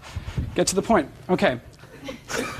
Within 2 dates, she took me out to the Ritz, another restaurant likewise, and then on their third date, she let me drive her brand new BMW. Then she decided to contact me a fourth time to go to London. Now, I said, we can pay the airfare, I can do that, no problem, but I object to staying at such expensive hotels. I want to go to London, she wanted to do London. Try looking at me. I'm sorry. And go slower. I'm slightly nervous. I'm not nervous, so go slower. I've traveled the world. She informed me that she wanted me to go as a travel companion because I have reasonable traveling experience. I suggest we stay in youth hostels because cheaper, better to stay at, just more fun generally, especially if you're of young age. And they're extraordinarily cheap. Now, I said this is within my budget. I'm a college student. At the time, I was unemployed, living off my parents. Listen, don't editorialize. You suggested you stay at youth hostels. Mm-hmm. Okay, because that's what you could afford. Exactly. Is that what you said to her? Yes. They're much cheaper. Yes. And what did she say to you? Categorically rejected. She No, was I want you to tell me what she said to you. She heard that a rumor that London youth hostels were revolting, disgusting, and just horrible. And then what did you say? And so I said, well, from my experience, I've traveled, I've studied youth hostels quite extensively, and it's normally about a college dorm. So look at me. We made this. So she decided that. Well, if this is too much for you to afford, then don't worry about the hotels. We'll go. You go to London and you get to the first hotel. How much was that hotel? First hotel was in the range of £126. The 126 pounds, which translates into what in U.S. dollars? It's about 50% more. So it's about close to $200. Now I didn't ask you a question. Sorry. Tell me about the check-in process when you discovered that the hotel was too expensive. Well, all the bookings, reservations were made on the assumption that the pound equated $1. Ms. Vanderscoff did not realize that there was an exchange difference. So she discussed that with you? She discussed making reservations, yes. Oh, well, she evidently discussed making more than just reservations because you say she assumed that it was the same exchange rate, dollar for dollar. So you must have had that conversation before you left. We definitely discussed. Okay. What? So I'm speaking. Sorry. So you discussed the price of the hotels that were being booked, or at least the first night. You discussed the price. Yes or no? We did discuss the price, yes. Now, if you thought that this was all a gift from her, why would you discuss the cost of it? The intention was that we would pay 50-50 initially. But when I made it clear that I could not afford her living standard, she made the gift offer. I don't believe you. I don't believe you. You want to know why I don't believe you? Mm-hmm. It's clear that the first hotel that you went to was too expensive. Yes. At that point, if you believed that she was going to pay for all the hotels, why wouldn't you just say, I like this hotel? It's expensive. I mean, it was an expensive trip. I didn't want to drive her broke. I felt guilty. I mean, we were just friends, and she's paying for it. No, you had discussed with her paying 50-50 when you were going. And you suggested going to stay at youth hostels, and she said, I don't want to stay at youth hostels. At that point, that's when I refused to go. That's when I said I would not be able to go to London if we could not stay in youth hostels. When did you say this to her? This took place all over AOL, Instant Messenger. This was all one conversation. And then she made the advance that she'd pay for it as a gift. Show me. There's no documentation on either side Why? substantiating either claim. Just a second. Don't tell me what's on her side. You can't fast dance around me. You just said to me initially there was an agreement that I would pay half of the hotels. We had discussed the prospect of an agreement. We did not come to a conclusion. We did not. I think you did. Judgment for the plaintiff in the amount of $475. You're welcome, Judge. Parties have been sworn in, Judge. You may be seated. Sir, have a seat, please. Who is Mr. Nieves? I'm Mr. Nieves. Miss Hadley, according to the complaint that I've read, you and Mr. Nieves had been friends for quite a long time. And there came a point when you were having difficulty with your boyfriend, and he moved out of the home that you were sharing together. So you asked Mr. Nieves if you could live with him. Right. And Mr. Nieves was living with Mr. Pinch. And they said, yes, come and live with us. Yes. Are you frightened? A little bit. Are you nervous? Yeah. Okay. Then, according to you, an incident occurred, which we'll get into in a minute. You went into the hospital for a while. When you came out, you found that they had packed your stuff and moved you out. Correct. And you claim kept some of your stuff. They either had or sold or destroyed. The defendants have a counterclaim, which I have a sense you would not have pursued but for this lawsuit. Is that right? Exactly. But you were pretty annoyed that after what you perceived to be your kindness, she has the audacity to sue you. So now you are counterclaiming for things like loss of your security deposit because of this incident that we're going to get into, some rent, expenses, some bills. All right. Why did you and your boyfriend separate? We were just having a lot of problems because I was an emotional wreck. I was trying to deal with my mother's death. I wasn't working at the time. I was just having a lot of problems. Did he move out or did you move out? I kicked him out. And then you couldn't afford the apartment yourself? Right. Now, when you came to move in with the defendants, I understand that you started to invite the boyfriend over. Yes, and I did ask if they minded if he came over, and they said no. But according to your papers, there was still a lot of arguing going on between you and your boyfriend. Correct. We were trying to work things out. In their house? Correct. Is this the boyfriend? Yes. So you left your house where you were arguing with your boyfriend, you moved into their house and you were arguing with your boyfriend, and then on a particular day an incident occurred. You want to tell me what happened? I had enough. I had a nervous breakdown, and I stabbed myself. Where did you stab yourself? In the leg. Stabbed yourself in the leg to make a point to your boyfriend? Correct. And you did that on the carpet? Right. What color carpet was it? Tan. And what did you try to do in order to get out the stains, the blood stains? They had some carpet cleaner stuff, or what I thought was carpet cleaner, and I sprayed it on the floor and didn't realize that it had bleach in it. So it ruined the carpet? Correct. One little spot. Okay. Now, after the stabbing incident, you went to the hospital. Mm-hmm. Just the first time you had stabbed yourself? Mm-hmm. How long were you in the hospital? Overnight. When you left the hospital, where did you go? To their house to get some clothes. And where were you going to go from there? To my sister's for a couple of days. And what happened when you went to their house? I had seen there were a few things, when I went inside, there were a few things in the hallway, and Jason had told me that Edwin had put them outside and he brought them back in because it was raining. So you took some clothes? Yes. And you said, I'll come back for the rest of this stuff later? Right. Is that what you said? Yes. And you went to your sister's house? Mm-hmm. How long did you stay in your sister's house? One night. And then where did you go? I came back to get my things, and they were all outside. What things are you talking about? I had a whole apartment worth of stuff. Like what? Valuables that my mother had given me. I had her. Give me an example. Her jewelry. I had her hair. I had her clothes, plus my things, my clothes, my shoes, my bed, mattresses, blankets, everything. You moved in with a bed? Yes. Where's the bed? The bed's in our house. We have the pictures of the bed at the house right now. At your house? Mm-hmm. And she's welcome to have that? Yeah. Why would I want it after it sat in the rain for several hours, which I have the pictures of it sitting in the rain and it's all wet? We have the pictures of it that it's perfectly fine. What kind of bed is it? Wood bed? It was a wood bed. It doesn't get destroyed in a couple of hours. But that's not the point. The mattresses are going to be ruined. They're going to smell like mildew. You can't wash mattresses. Did you go and look at them? No, I haven't even spoken to them. Well, you should. Now, Mr. Nieves, what property of Miss Hadley's do you have in your house? Her teddy bears, we have plates. We got some pictures if you want to see them. Can I see them, please? We have Christmas ornaments. We have her makeup still in our house. Like, we have her CDs. We have her cordless phone.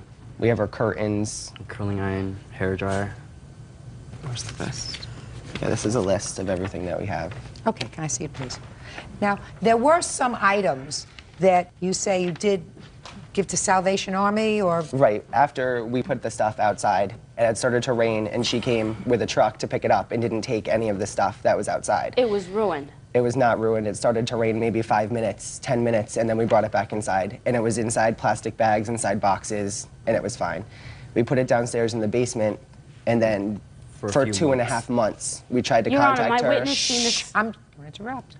We called her sisters several times. She never called us back. She never came to see if her stuff was ruined or not. She never opened bags when it was outside. We had to sign a new lease because we had new landlords, and part of the lease was that we had to get rid of the stuff. And after 2.5 months, we would assume that the property was abandoned after that long of time, so. You did, in fact, take some of the stuff upstairs. Right. Yeah. You have 4 small plates, 4 big plates, 3 smaller plates, 6 cups, a curling iron, blow dryer, candlestick holders, picture frames, 2 phones, movies, 5 CDs, teddy bears, makeup in a box, bed set, curtains, Christmas ornaments, and your books. Now, why didn't you go over and get these things? They were sitting in the rain, and I'm not going to take, the boxes were ruined. They were wet, they were soggy. I could not pick them up and take them. Just pay attention, Miss Hadley. The day that you brought the truck over, why didn't you take your things? We didn't have an actual truck. We had a little Jimmy SUV that belonged to Carrie. Yes. And Carrie had her stuff in there, plus she was trying to fit our stuff. Who's Carrie? Carrie is the chairperson for USA Boxing. She's my sister's trainer, and she's very close to our family. Just a minute. So you didn't bring an empty truck over there? No. Why not? Because Carrie's stuff was in there. Because we came straight from the gym. And where were you taking her stuff? Nowhere. That was it's Carrie's truck. Carrie decided to leave her stuff in her truck. That's her business. Well, why didn't she take her stuff out? I don't know why. I'm speaking to you. Why didn't you take her stuff out for a couple of hours so that you could go and pick up your things? I don't know why she didn't take her stuff out. Why did you ask her? Because Carrie's just her own person. Who's supposed to take care of you? You're supposed to take care of you. Rent a U-Haul it. With what license? Miss Hadley, you got it? Oh, yeah. Real cases, real people. Judge Judy. Andrea Hadley says ex-roommates Edwin Nieves and Jason Pinch damaged her property by leaving it out in the rain. Edwin and Jason say Andrea ruined their carpet when she stabbed herself in the leg. All right. Let me hear about your counterclaim. The counterclaim's about the rugs. I assume the counterclaim was mainly about the rugs. Mm-hmm. Yeah. The rugs belong to the landlord? Mm-hmm. Yeah, but we had to pay for any damages. Like in the lease, it says any damages done to the apartment, we have to pay for it out of our own pocket to try to like fix it up and make the apartment better. Can I see? We have the pictures. The dates are on the back. It was the week of the 6th. She tried to clean the rugs out with bleach, which made blood stains worse. It made a ring around them. It didn't. Got it. Yeah. Now, do you have any proof that you forfeited your security deposit because of the rugs? Yes. Yeah. I'd like this to is see our it. original lease saying that we paid them $550. And this is the new one in the receipt saying that we had to pay it again July 1st. Yeah, we actually had to come up with another $550 because you had to like re-sign the lease and do it. So what it really cost you out of pocket was $550, is that right? Yeah. Okay. Miss Hadley, I suggest that you get your sister to rent a U-Haul it and go and pick up all the things that they have waiting for you over at the house. You can do that within 5 days of today's date. Would you like to see my photos of my stuff sitting outside? No. Should have taken it. It was your responsibility. My sister does not have a license. Well, how was she driving a Jimmy truck? She wasn't. Carrie was driving. So then let Carrie rent a truck. It's not Carrie's responsibility. She's not my mother. It's yours.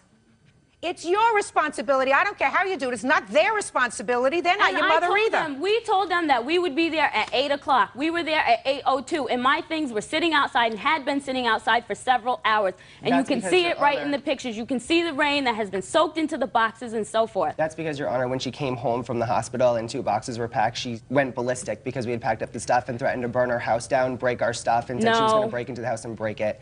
And I have a statement from my friend Hannah that was there. She was psychologically fragile at that time. Yeah, when she did come to with Carrie with the truck, we had a police escort her through the house to make sure that nothing No, we had to call the police because you weren't going to let us in. Don't interrupt. Exactly, because all of your stuff was outside. Yeah, we had a police escort her through the house because we didn't want her to come in the house because she was threatening us. She was threatening to break the things in the house. So with the police officer coming through the house, we had her like go through the rooms, get whatever she had in the house, and then she left. So your claim is dismissed. You pick up your stuff. I will cut an order that you can pick up all the things on that list within 5 days. Your request for a monetary award is denied. On your counterclaim, Your Honor, may I however, say on your something? on your counterclaim, however, I am awarding you $500, and that's because that's what it will probably cost to replace the carpeting that she purposefully, despite the fact that it was probably an episode, a psychiatric episode, she caused damage to your property. So these people were trying to be nice to you, Miss Hadley.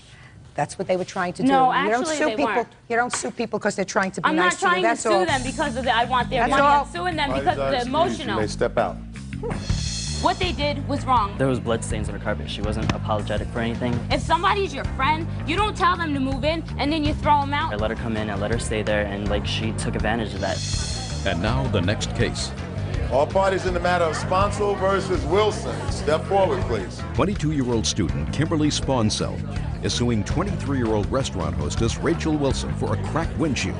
Kimberly claims a drunken Rachel jumped on the hood of her car. Ms. Sponsel, on the 9th day of June of this year, you're driving home? Yes. And it's about 2 o'clock in the morning. 2:15, yeah. And all of a sudden, the defendant lands on the windshield of your car, breaking your car window. You want her to pay for it. Yes. She says it's not her fault. Correct. Explain it to me. One night, one friend, one bar. Over the What? course of, I was at a bar one night, and over the course of 3 hours and 20 minutes, I had 2 drinks and 2 shots. He had 2 beers and 2 shots. We left our drinks unattended quite a bit and went out to smoke cigarettes several times, came back to the bar, finished our drinks. They called last call. We're exiting the bar. And as I am walking up the stairs, boom, blackness. I blacked out completely. He recalls telling me to... Don't tell me what he recalled telling you. Don't tell me what Okay, anybody well, else I told don't you. remember anything then. From that moment, I woke up elsewhere. So, Where did you wake up? in jail. So you don't recall what happened? I believe, I know this is me believing, that I think somebody put something in my drink. I know how to drink. I have drinking for a long time. I know what I can handle, and through no fault of my own, I was drugged. What were you charged with? Public drunkenness, which I was already tried for in court and pled no contest. And then vandalism. Okay. So you were tried. Right. You pled no contest, which is a plea of guilty. I'm sure the judge explained that to you. I You plead figured no I was contest. damned if I do and damned if I don't. Just follow my questions. I'm following you. You pled no contest, which I am sure the judge told you was the same as a plea of guilty. No, neither did the public defender make me aware of that. Well, what happened as a result of your pleading no contest? I paid $175. So you paid a fine. Right, Well, they didn't make you pay a fine unless you were found guilty of something. right. We just don't do that to people I'm in this kind of country. confused, though, because whatever went down, apparently the police came, handled me. I went to jail. They claimed I was drunk. They gave me no BAC. There's no indication as to how intoxicated I was. They were just going on the fact that And my you shouldn't speech have- was slurred and and my you eyes shouldn't were have blurry. pled no contest. What should I have said? I wasn't being tried for vandalism. I Well, was you being should have- tried for... You should have said, I'm not guilty. You prove that I'm guilty of public intoxication. Show me a breathalyzer test. Show me a blood test. I'm not guilty. I was not drunk. But instead of pleading not guilty, you pled in effect. I can't answer these charges. And if I went to trial, I would more likely than not be found guilty. I'll plead no contest. I'll pay my fine.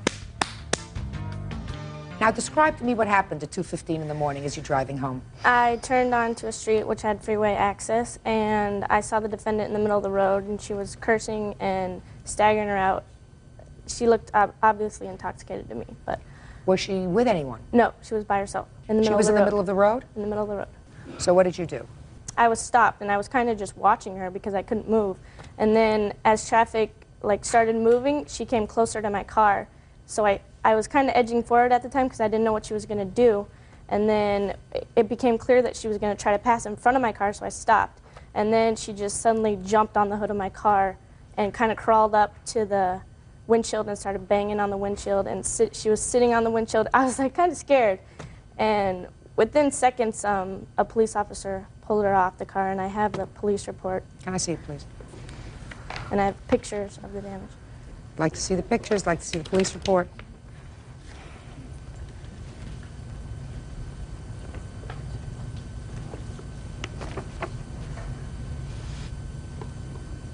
Okay. So this is the statement of the police officer, eyewitness. He said, I saw Wilson, that's you, standing in the middle of the roadway in the 700 block of Fifth Avenue. She was staggering and walking into the path of passing cars. I went over to confront Wilson to remove her from the roadway. Before I could do this, she suddenly jumped onto the hood of the victim's car. Wilson then made obscene gestures to the occupants of the vehicle and thrust her body onto the windshield of the car. The force of her thrust caused the windshield to crack. There was approximately an 8 to 10-inch crack in the windshield directly in front of the driver's view. The officer then immediately pulled Wilson off the victim's car and placed her under arrest. After placing Wilson under arrest for vandalism, I also noticed that she was obviously intoxicated on alcohol. Her breath smelled of alcohol, her eyes were bloodshot red, and her pupils dilated. Her speech was slurred, and her language was offensive. Judge Judy? Yes, ma'am. I also have a copy of the police report, and I believe you neglected to mention that I had charged a pre-existing crack to enlarge. I think that's kind of debatable. You shouldn't roll around with cracks in your windshields because they could break and enlarge. I mean...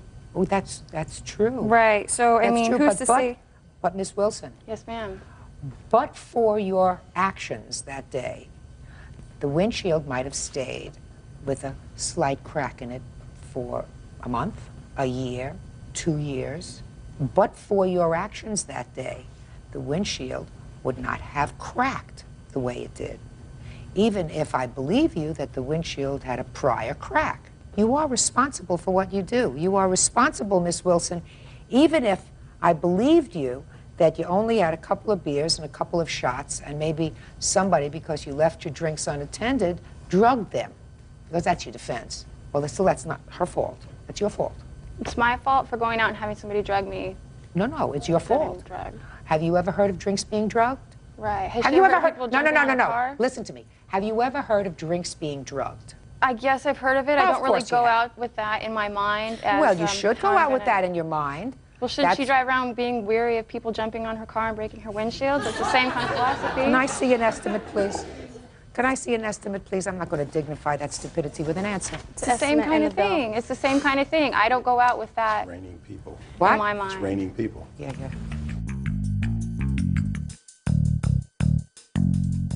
Miss Wilson, I like people who accept responsibility for what they do. There's no question in my mind that you did not go out that evening with the intention of causing any damage to anybody else's property. You went out that evening to have a good time. You had too good a time. As a result of you having too good a time, you caused damage to the plaintiff's car in the amount of $628. Great. Thank you. You're welcome. Judge Parties have been sworn in. You may be seated. Folks, have a seat. Ms. Hesketh, the defendant used to be your boyfriend. Yes, ma'am. And you, as so many other women who have appeared before me over the years, gave him some money. Yes, a ma'am. lot of money. Yes, ma'am. And you don't look like a very, very rich girl, so you look as if this money really put a dent in your wallet. Yes, ma'am. In addition, you claim not only to have given him money, but to have been the victim of his bad temper. Yes, ma'am. You claim that he assaulted you, and you want him to be responsible for that as well. Mr. Siegert says that there was, over the course of your relationship, money moved back and forth. There was never any understanding that he was going to repay this money that you gave him. He doesn't much talk about the assault, but he will today. So, when did you and the defendant start to live together? Ma'am, we first started living together around 13 September of '06. And did you move in together to a place, or did he move into your apartment? Ma'am, he's on parole. He got released from parole and got what is called live-outs. So therefore, he was given permission to live with me in my condo and do a work release type program. What were you in prison for, Mr. Siegert? I was a DWI. It was a suspended sentence, Your Honor. So you weren't in prison? No, ma'am. When did you move into her apartment, sir? On September 13th? Yes, Your Honor. And what was the financial arrangement, Mr. Siegert, when you moved into her apartment? There wasn't none. There was no agreement whatsoever. And when I basically found another place, which was back at my parents', then I moved out. When was that? Well, September 13th I moved in, so I would say October. And November was when we were splitting up a lot, fighting. Is that right? Ma'am, he moved out the 13th of December. And that was the final day when all the stuff got removed from my residence. Okay. So let's hear about the money you claim he owes you. Okay. Around the 26th of August, he had to go down to Texas for his child support hearing. Basically, he owed around $15,000 in back child support. They were going to throw him in jail, and he had to go to court down there.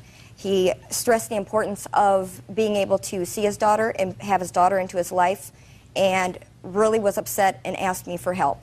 I went at that time with him to City Financial Bank, and I took out a loan for $5,000.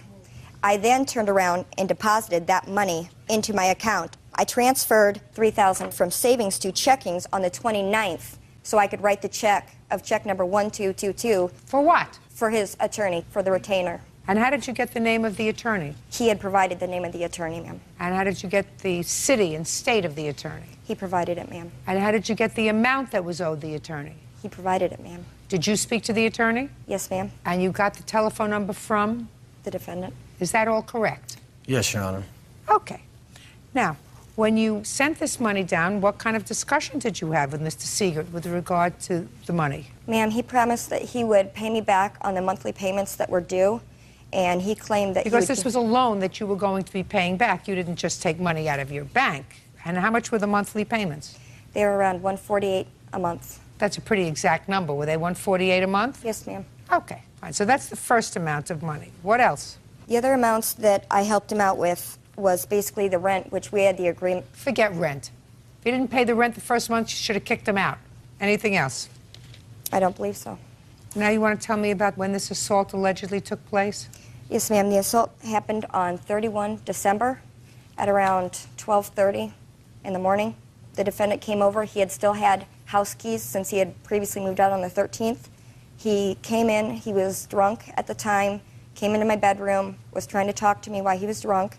I told him to get out. We got into a fight because I threatened to call the police. And basically, he slapped the cell phone out of my hands.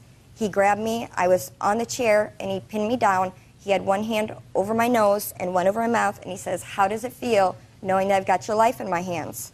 I then told him to get off. I couldn't catch my breath, and I proceeded to just get extremely dizzy and sick. And he left? He left, but he took my vehicle in the process. Okay, did he return the vehicle? The cops contacted him. The vehicle got returned. You called the police? Yes, ma'am. Were you arrested that day, sir? No, Your Honor. How did they get the car? I ended up bringing it back to her because reported phone calls and stuff like that and threats. So I brought it back. I didn't want any more conflict whatsoever. But if you don't mind, Your Honor, the only evidence I have against that assault is right here from my PO stating... Don't tell me what your PO states. Okay. Let's get to this money that Ms. Haskett laid out for you.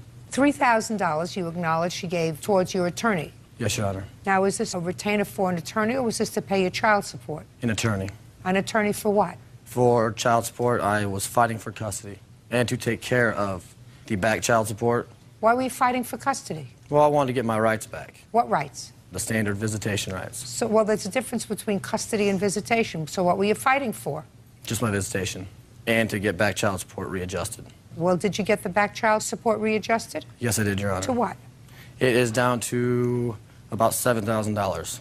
And now I'm paying extra each month to get it back down. Wouldn't it have been smarter to save the $3,000 for the lawyer and just give the $3,000 to your child? I couldn't. I had to fight for myself. Because if I did not go down there and get it reduced, yes, I would have went to jail. Because it was an outrageous amount. Well, how much was it a week? It was a week. They didn't know my income right at the time because... Don't tell me what they didn't know. I asked you a specific question. What was the amount of child support you were supposed to pay? $384 a month. Well, that's not an outrageous amount. Well, it's, for one child, you don't get a C. How much were you supposed to pay that you didn't pay a month? $384 a month, Your Honor. That was not an exorbitant amount. No, it wasn't. Why didn't you pay it? Because I wasn't seeing her. She wouldn't let me. Why didn't you go to court? I was in the process of it. I didn't have the money. You don't need money to go to court. Every domestic relations court in this country, you can appear pro bono if you want to, if it's important to you. Very. If it was important to you, that's what you do. Judge Judy continues in a moment. Where did you think you were coming today? To the beach? I didn't think it would be brought up. Why didn't you think it would be brought up? Didn't cross my mind. I was thinking about You have no mind.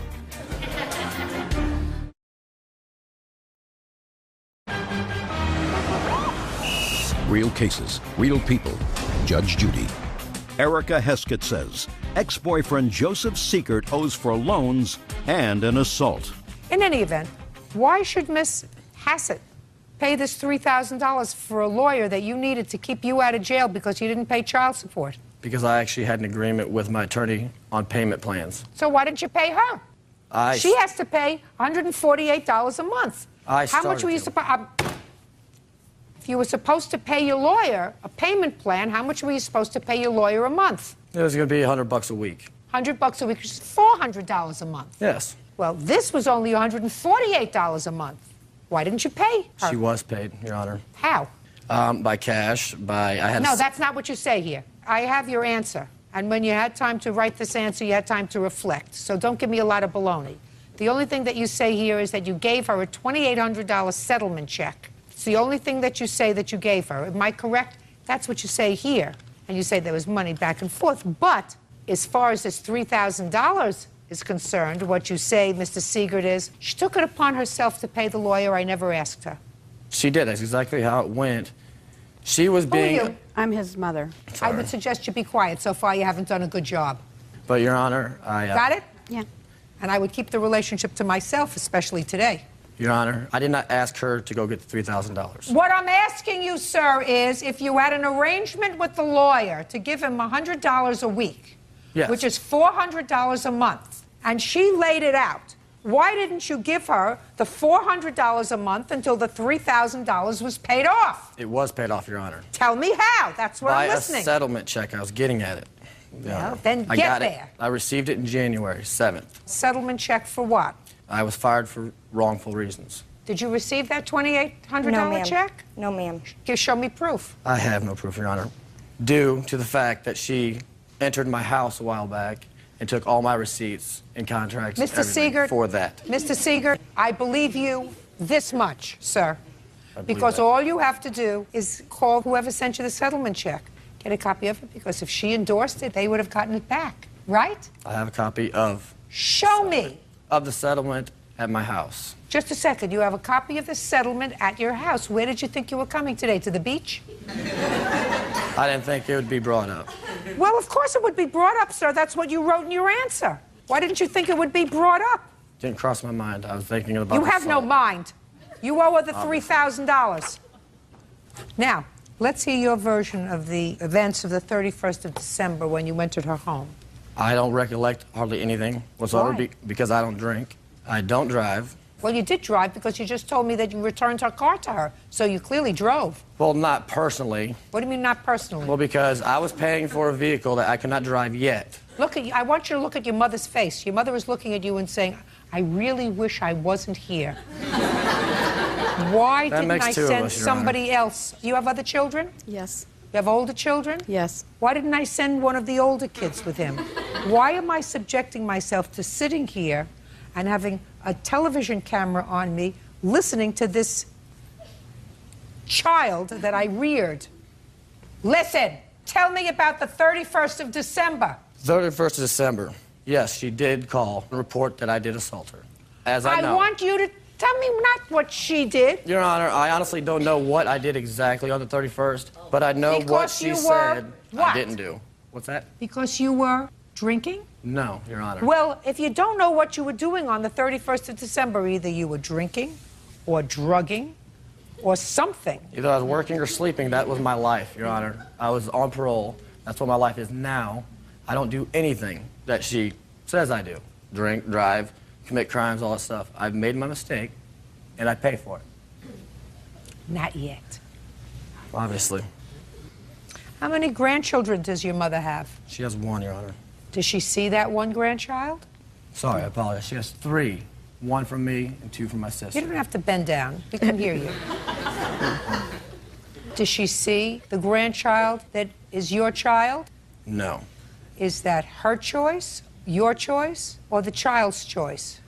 Neither. The mother's choice. That's why I'm in a battle. Maybe you wouldn't be in such a battle if you paid your child support. It's being paid, Your Honor. Well, people usually don't go on an eating hiatus, Mr. Siegert, Right. including children. They have to eat regularly, they have to be clothed regularly. So the fact that you went on a child support hiatus doesn't necessarily endear you to the mother of your child. Your Honor, I'm not saying that I didn't. Well, I didn't pay the child support. I'm not saying I didn't have her on and off. I had her, she got her money, but it wasn't recorded. That's what I'm saying. Now it's legal through the courts, and they didn't adjust anything, and that's why it's being adjusted from what I did already pay. Listen, Miss Hassett, you weren't together with him very long, is that correct? Yes, ma'am. Good for you. I made a mistake. You made a mistake. A big one. So right now, what you really out is $3,000. You have no difference in your rent, even though you say that he promised to pay you rent. He lived with you 3 months. You still living in the same condo? Yes, ma'am. You have a roommate? No, ma'am. Right. So your primary problem is that you are stuck with this $3,000 loan that you took out to pay for his lawyer, and that he's responsible to pay. Judgment for the plaintiff in the amount of $3,000. That's all. Step out. Parties are excused. I found him when he was in a hard time of his life. I tried to help him out. He's trying to keep me around by buying stuff, obviously. He wanted to see his daughter. It was nice, considerate stuff. I mean, I'm not complaining about it. I just told him you can't buy love. I don't know what goes through her mind anymore. I am who I am, and I guess I'm a sucker. And now the next case. All parties in the matter of Allen versus Stevens. Step forward. 22-year-old Lindsay Allen is suing eBay seller 26-year-old Karen Stevens for selling her a fake Louis Vuitton purse.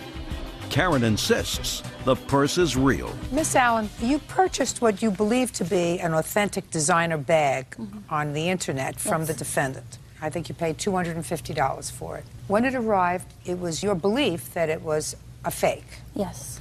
And you spent another $35 to have someone examine it. And you are going to be showing me, according to your complaint, that it was determined that the bag was, in fact, a fake. Yes. Ms. Stevens says there is no way that the bag was fake, and she's going to prove to me that the bag was authentic. Can I see the bag, please? Yes. Why did you want this bag, by the way? I just have always wanted an authentic Louis Vuitton purse. I did not know that what I was getting was a replica. I do have a real one here to compare. I'd like to take a look at it, please. The serial number on the authentic one is underneath the pouch. This pouch? Yeah, the interior pouch, right underneath it. Oh, you would never know that unless you looked very carefully. And there's no serial number on the replica as well. As you can see also, the stitching is uneven. In authentic Louis Vuitton purses, the stitching is usually close to perfect. There are several things that are different. Yes. There is no authentication on the lock, and there is an authentication on the lock on this one. Have you ever examined a real one as compared to this one? Yes. Okay. Ms. Stevens, what do you do for a living? I'm a stay-at-home mom, and I sell on eBay. Where did you get this bag from? My mom. Where did she get it from? A good friend of hers. It was actually a gift. Well, it's a fake. I don't believe that it is. Yeah, it is. Sure it is. Would you send it back to her? She's going to look at several things. First of all, she's going to look at the piping. She's going to look at the serial numbers inside. She's going to look at the lock. First, take a look at the lock on both. Take a look at the lock on the real one. Turn it over. One also has a serial number on the bottom. The one that you sold her does not. Yes. Now open up the real one. Open up the flap, and you'll see a serial number underneath the flap. See the serial number? Yes. Open up yours.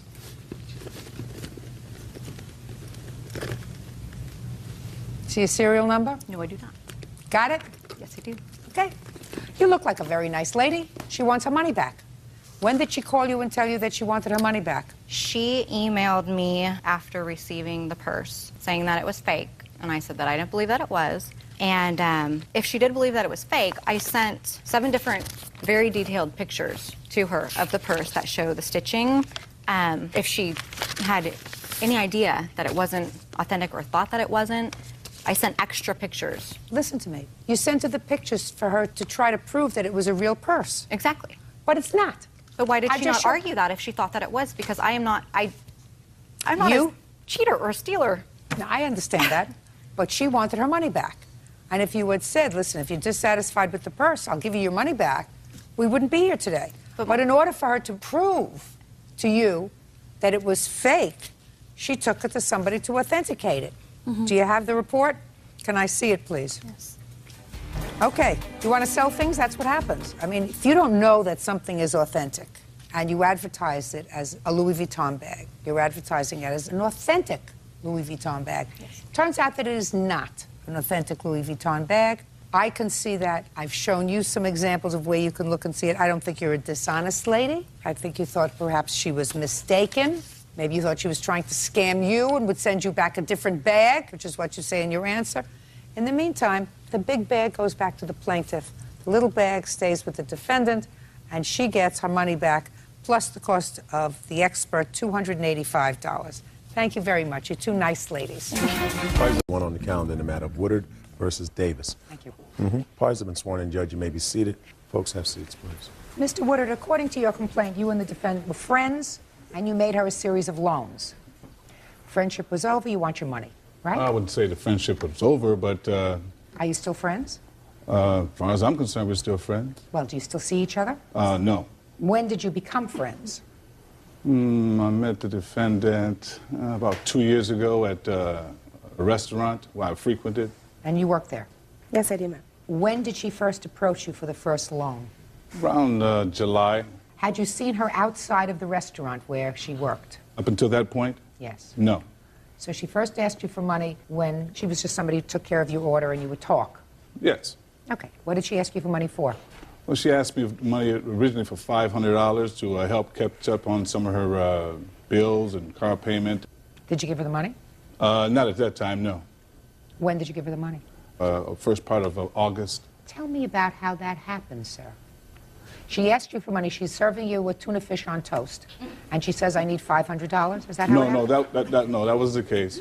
We were in conversation prior to that about behind my bills. I need money to pay my car note. I need money to pay my insurance.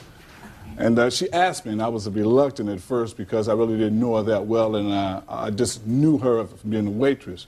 So a couple of days after that, she asked me again. I said, well, okay, here's the money, but I want you to write a promissory note, and I want you to give me a map to where you live, so when it comes time to collect on the money, I'll know where you live at. So? So I loaned her the money. Did she give you the note? Yes, she did. Did she give you a map? Yes, she did. Map? Well, let me see. That's not true, Your Honor. No.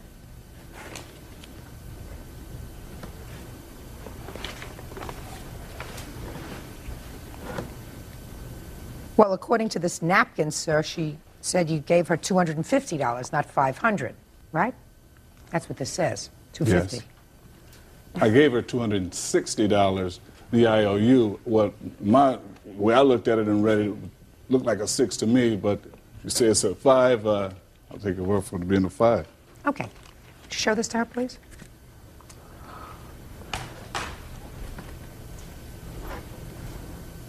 Yeah. Remember that? Yes, ma'am. I do remember that particular napkin, but it was meant as a joke. Me and Mr. Woodard were seeing each other romantically, and when I found out he was married, that's when I terminated our relationship. I didn't ask you about that. I asked you about this. Yes, I do remember writing that. Well. But it was meant as a joke, and he knows that. Just a second. Did he give you $250? Yes, he did. And this But he says, also- I owe Michael Woodard $250, and it's your signature because I compared it against your answer. And it's written on a napkin, which suggests to me it was written in a restaurant. Yes, it was. He brought it to me to my work, but he also gave me money, you know, all the time, you know, other than that. Not getting to that. Right now we have $250 and a piece of paper that says IOU. It was meant as a joke, and which he knows that. IOU is not a joke. Do you remember the circumstances surrounding you writing this note? Yes, I do remember Well, tell the me. circumstances. Just tell me about it. Okay, well, he had come, me and him were seeing each other for probably a month before I ever wrote that. We were seeing each other outside of my work 3-4 times a week. He took me to dinner, he took me to baseball games, he took me to hotel rooms, to other places too. And the money, that particular money that he did give me was because I was behind my bills, but when I did write that, I mean, we were joking. It was in a joking manner. That's why I picked up the napkin and wrote it. It was meant as a joke, which he knows about. And then Don't this think of didn't- what he knows. What he knows is he thought enough about this IOU to hold it. Yes. In a baggie. May I say something else? Right? Checked it from the elevator. Ma'am. To preserve it. Yeah, A I joke you understand. don't preserve. Well. Okay, what's next? Mr. It's Woodard. $100, Your Honor, that she asked to borrow sometime in mid-August to pay a water bill. Where's the IOU? I didn't get an IOU at that Why time, not? Your Honor. I took her word for it. Why didn't you take her word for it? Well, that's when she first approached me for monies. Yes. Your Honor. Had she paid you back this money when you gave her? Just a minute.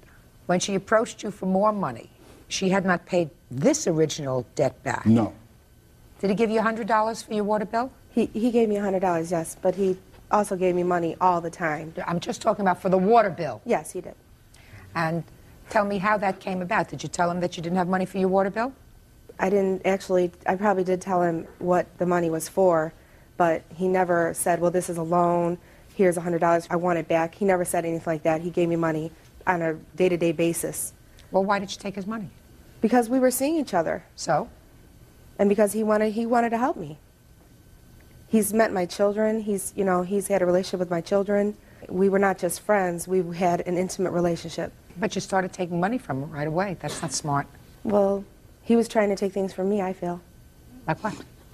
Like things that he shouldn't have been wanting from me when he was a married man. Go ahead, Mr. Woodard. What else?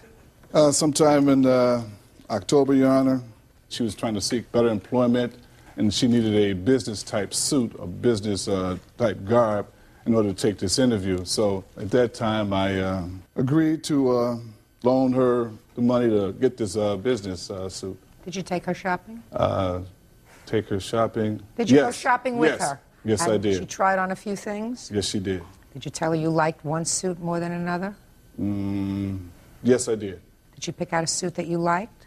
I thought so, yes. Good. Pay for it. When did she tell you she didn't want to see you anymore, sir? I don't recall ever her saying that. Well, what made you stop seeing each other outside of work? I didn't stop seeing her because I never began seeing her. Well, you certainly went shopping with her, Mr. Woodard. Well, when I say, I understand that I went shopping with her, but when you say seeing, I saw her in order to do those favors for her. Did you meet her children? Yes, I did. Where did you meet her children?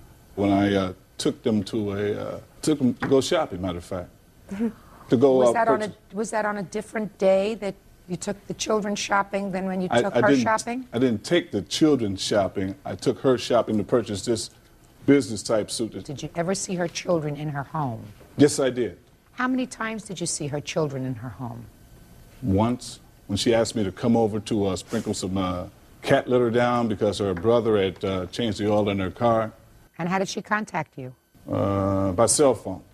So she had your cell phone number? Yes, she had my cell phone number along with my pager number. Did you tell your wife that you were going over to Yes, I cat did. litter down? Oh. Yes, I did. Real cases, real people. Judge Judy. Michael Woodard says former friend Lisa Davis owes him for 2 unpaid loans. Lisa says they were having an affair and the money was a gift. Okay, go ahead. My wife was also a frequent customer in this restaurant, and she identified herself as being my wife. No, that's not true. On several occasions, Your Honor. This is over Your like Honor, a may I 2-year say period. something? I live approximately 25 to 30 miles away from him, so he was just going to drive over to give me cat litter for my driveway. And also his wife, after I did find out he was married and I called his wife, she told me she thought something might be going on because he was spending a lot of money and whatnot, and that he would not be taking me to court for anything once I got a letter from him. Miss Davis, listen to me. Did you ever confront him? He's told me no numerous times that he was not married. Mm-hmm. If he was married, I would have never, ever seen him outside of work in any time, ever. Sounds like you got more than a tuna fish sandwich, Mr. Woodard. But she owes you $250. She doesn't owe you money for the business suit, because that wasn't a loan. That was taking her shopping. Your Honor. That was taking her shopping. Yes, Your Honor. The only reason you're getting you $250 is because you clearly memorialized that in a piece of paper. And you could have memorialized all of these other little loans that you made to her with the same kind of piece of paper. That's why you got this piece of paper, right? I got another piece of paper also. That says what? This says that, well, not that I purchased, but the receipt that I purchased. The dress, the suit? Yes, then yes, where yes, are the Your Honor. receipts for the lingerie and perfume? I never purchased Listen to lingerie me. and perfume. Oh, okay. Miss Davis? Yes, I'm sorry. I believe that you purchased a business suit for her. Yes, Your Honor. I don't believe it was a loan. It was a loan, Your Honor. I don't think so. I understand. $250 for your team, sir. Judgment for the plaintiff. That's all. As I excuse, you may step out. The plaintiff is a liar. He was a married man and lied to his wife and lied to me. On numerous occasions, I was in it along with my wife, so So she had an understanding and knew that I was a married man. Matter of fact, she spoke with my wife on more than one occasion. And now the next case. All parties on Perkins versus Peabody. Step forward, please. 47-year-old nurse's assistant James Perkins is suing 29-year-old waitress Angela Peabody for damage to his car. James says while attempting to exit a parking lot, Angela backed into his vehicle and then took off. According to your complaint, the defendant hit your car and took off. Yes. And in addition, you claim that after you reported the matter to the police, your car was vandalized and you believe that the defendant is responsible. Yes. Tell me when this happened. December 27th. Where? Around in the Price shop in Troy, New York. And I went in the parking lot when I seen her make a broken U-turn. Make a broken U-turn? Well, U-turn, like. I figured she made a complete turn, and when she was getting ready to leave, I pursued straight ahead. And then something told me, look on the side of me, and bang! And I said, and I had 6 children in the car. So she was making a U-turn. Yes. You weren't waiting for her to get out of the way. Yes, I did. Well, you didn't because she backed up. And when she backed up to complete her U-turn, she hit your car. Yes. What did you do next? Then I stepped out the car because I figured maybe she was stopped and wanted to see the damages, what happened, and I just wanted to speak to her. And when I stepped out the car, she's gone. She took off. So I figured, well, she can't get too far because when you're going out in the parking lot, you got to stop because the traffic runs. So I said, I'm going to catch her. So I ran after her, and something said, just keep going straight. You'll find her because there's a lot of You stuff. found her. Yes. Get to the point. You found her. Question. I found her. Okay. And I called the police on my cellular phone because I wasn't going to go to her house. And when the cops came, then we went to her house and knocked on the door, and she let little dogs jump us. Well, anyway, we talked. Well, the police talked to her, and I went back to my van because I parked across the street from her. You have a police report? Yes, I do. Can I see it, please? And do you have any photographs of the car? Yes, I do.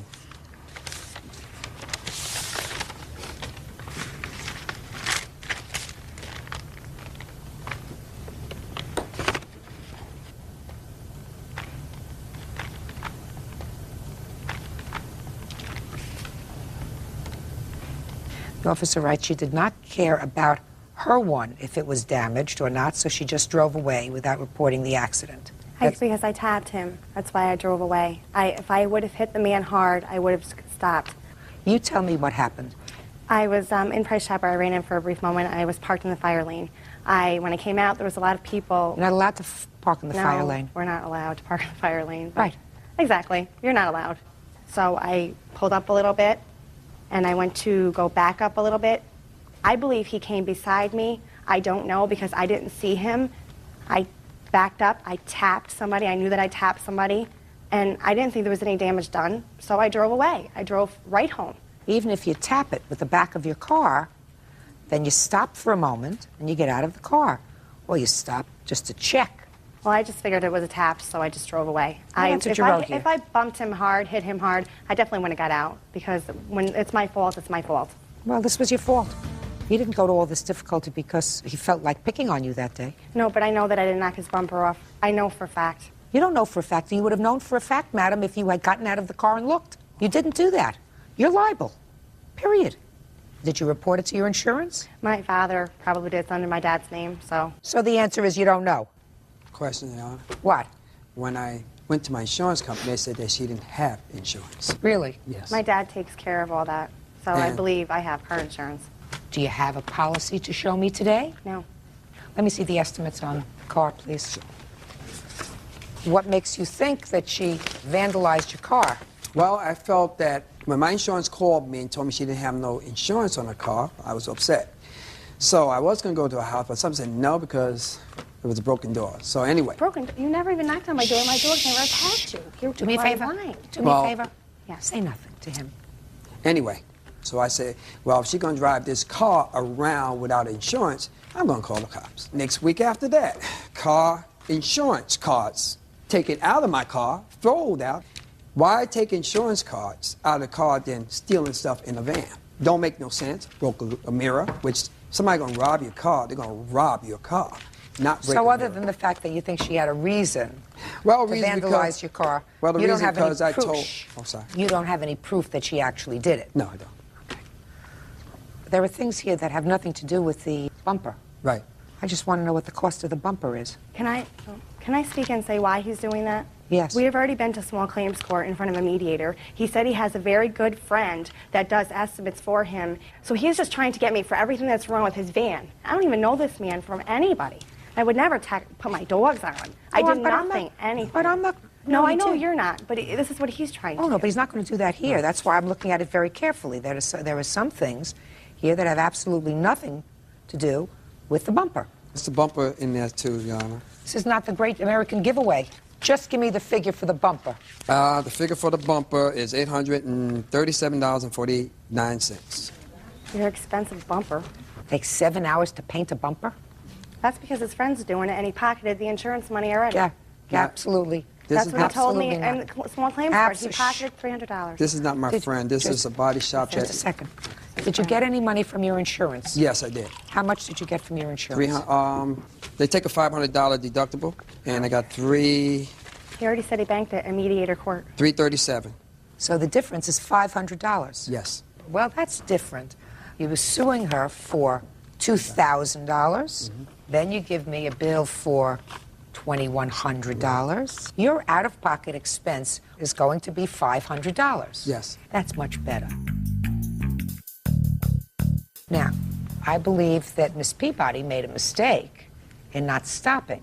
Yes. But the way that you've described this accident to me, you have some responsibility. Because from what I gather, she's parked where she shouldn't be parked in a fire lane. Yes. She gets into her car and she starts to make what you think is a U-turn. Now, you could have waited for her to make the complete turn, right? I did wait for her.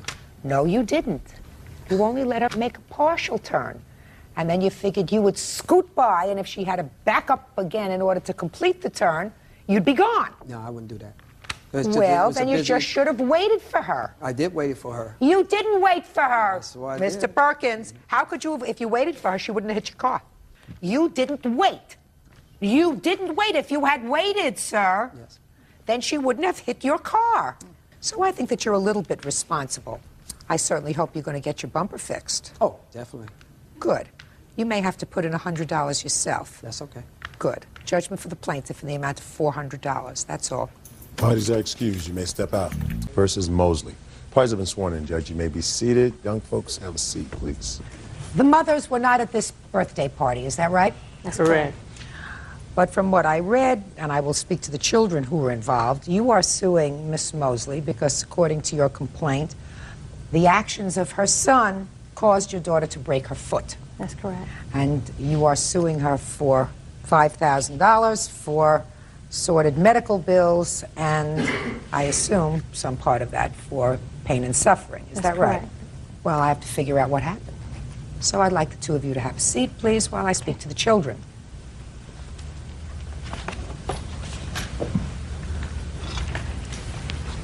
You're Felicia. Yes, ma'am. How old are you, Felicia? I'm 12. And whose birthday party was this? One of the kids there, but I don't know their names. I was invited by my mom's friend's daughter. And I gather that they had in the backyard one of these enclosed things where you go in and jump around? Yes. I've seen them. My grandchildren have them at their parties. And there's walls all around it. And kids sort of go in, they take off their shoes, and they jump around like crazy. Yes, ma'am. Is that right? Yes, ma'am. And you were in this apparatus, and Devon was there. Yes. How many other kids were in the jumping apparatus? A couple of them, but some couldn't go in there because they were wet, because they were swimming. So tell me what happened when you were inside. Let me see. When I first went in there, I was jumping around, and Devon kept pulling me over, pushing me down, and Rachel down. I told him to stop, and he just kept on doing it. And then I told him to stop at the point where he stopped. Then what happened was he started saying, like, I want to pick my pillow, I want to jump on my pillow, and I love my pillow like an armadillo and things like that. And then he started... He was just being a boy. Yes, and then what happened was he was jumping on top of girls, and he was on top of girls, they would ask him to get up and all that stuff. And then other girls, they just didn't pay attention, they didn't let him off. So what I did was I dragged him off saying, get off of her, because I didn't, that's not fair that he was on top of her. So you went over where he was involved with another child, and you physically pulled him off. Yes, I said, get off her. No, listen to me. You physically pulled him off. Yes, I did. Okay, what happened next? And then what happened was he started doing it to me. And then what happened What do you mean he started doing what to you? He started jumping on top of me. Okay. And then he started to do it more, and I told him to stop. Then he got on top of me and said, how come my pillow has such soft legs? I said, get off me. And then he started saying that, how come my pillow has such a big butt? And then I said, just get off me, back up before I slap you. It didn't feel right. He just was talking about my body and saying this and that. And then it just got to the point where I got mad and I hit him physically. And then where did you hit him? Hit him on the back, trying to get him off me. He was on top of me. I was trying to hit him on the back, right? Because I got so sick of it. I went to go get a drink of water. I stepped out the apparatus and I went to go get a drink of water. And there's so many kids, you know, I didn't notice that he was still in there. Then he was in there, and I said, oh, not you again. And then he said, I want to rape my pillow. I just looked at him like disgusted at him. And then what happened was some of his friends or some other friends, guys came in. By this time, there were a lot of people in there. Yes. Ah, okay. Because we started out with just a few, now we got to a lot. There were a lot of people in there. Yes, ma'am. And you're still in there? Yes. Okay. You haven't gone out for your drink of water yet? Yes, I have. Did you go out and come back? Yes, because I didn't notice that. Just a second. So you went out and got your water, and then you came back. I didn't realize that he was in there, ma'am. Don't tell me what you realized. You went out, you came back. Yes, ma'am. Okay, and then what happened? And then what happened was his friends came in there, and then they started like tackling me and pushing me down, kicking me, punching me. And then I was just like on the balloon floor, and what happened was I got kind of fed up, and I got mad, and I started hitting them back. And then what happened was I got mad at a full adrenaline force. I just started hitting them back, and then I started hitting them back, and then okay. And then I just hit Felicia, I want you to hold on a second. Okay. And try to compose yourself. You want to take some water? Fine. Okay. Now, Felicia, they were pulling you. No, they were like hitting me, punching me. Where were they hitting you and punching you? They were like on the right side of the balloon. They started hitting me and pushing me. I don't know if the adults thought. I'm not talking about pushing. That's what you do inside those things. You push everybody down and you jump on top of them. I mean, that's what that stupid thing is for. I'm talking about punching. Yeah, they hit me. They kicked me. I saw Davon. They hit me. They were wrestling me like you do on TV. And then what happened was Davon. That's his friends. Right, and then Davon, he was doing flips on me. He missed me several times or more, and then he started coming at me, towards me, and I kicked him away from me. I pushed him because I got mad. I started hitting his friends in self-defense. And then when I was leaving, someone said, look behind you. I looked behind me. I saw a foot come at me. And so when I went to when I touched the ground, I saw my foot go like that, and it bent. And while I was crying and suffering, they were all, I'm going to say a couple of curse words. Will you allow me? They were saying this is in trouble and call the ambulance and all that stuff, and just making fun of me and laughing and just saying derogatory remarks at me. And then when they lifted me up and put me on a chair, I saw behind me and he was just playing a Game Boy. And he didn't even apologize. And you got hurt and you broke your foot. Yes, I had to get surgery. Okay. Let's hear. Well, everyone in the jumper was wrestling, and she came in and she asked could she play. So we started playing, and then like she got out because she said she didn't want to play anymore.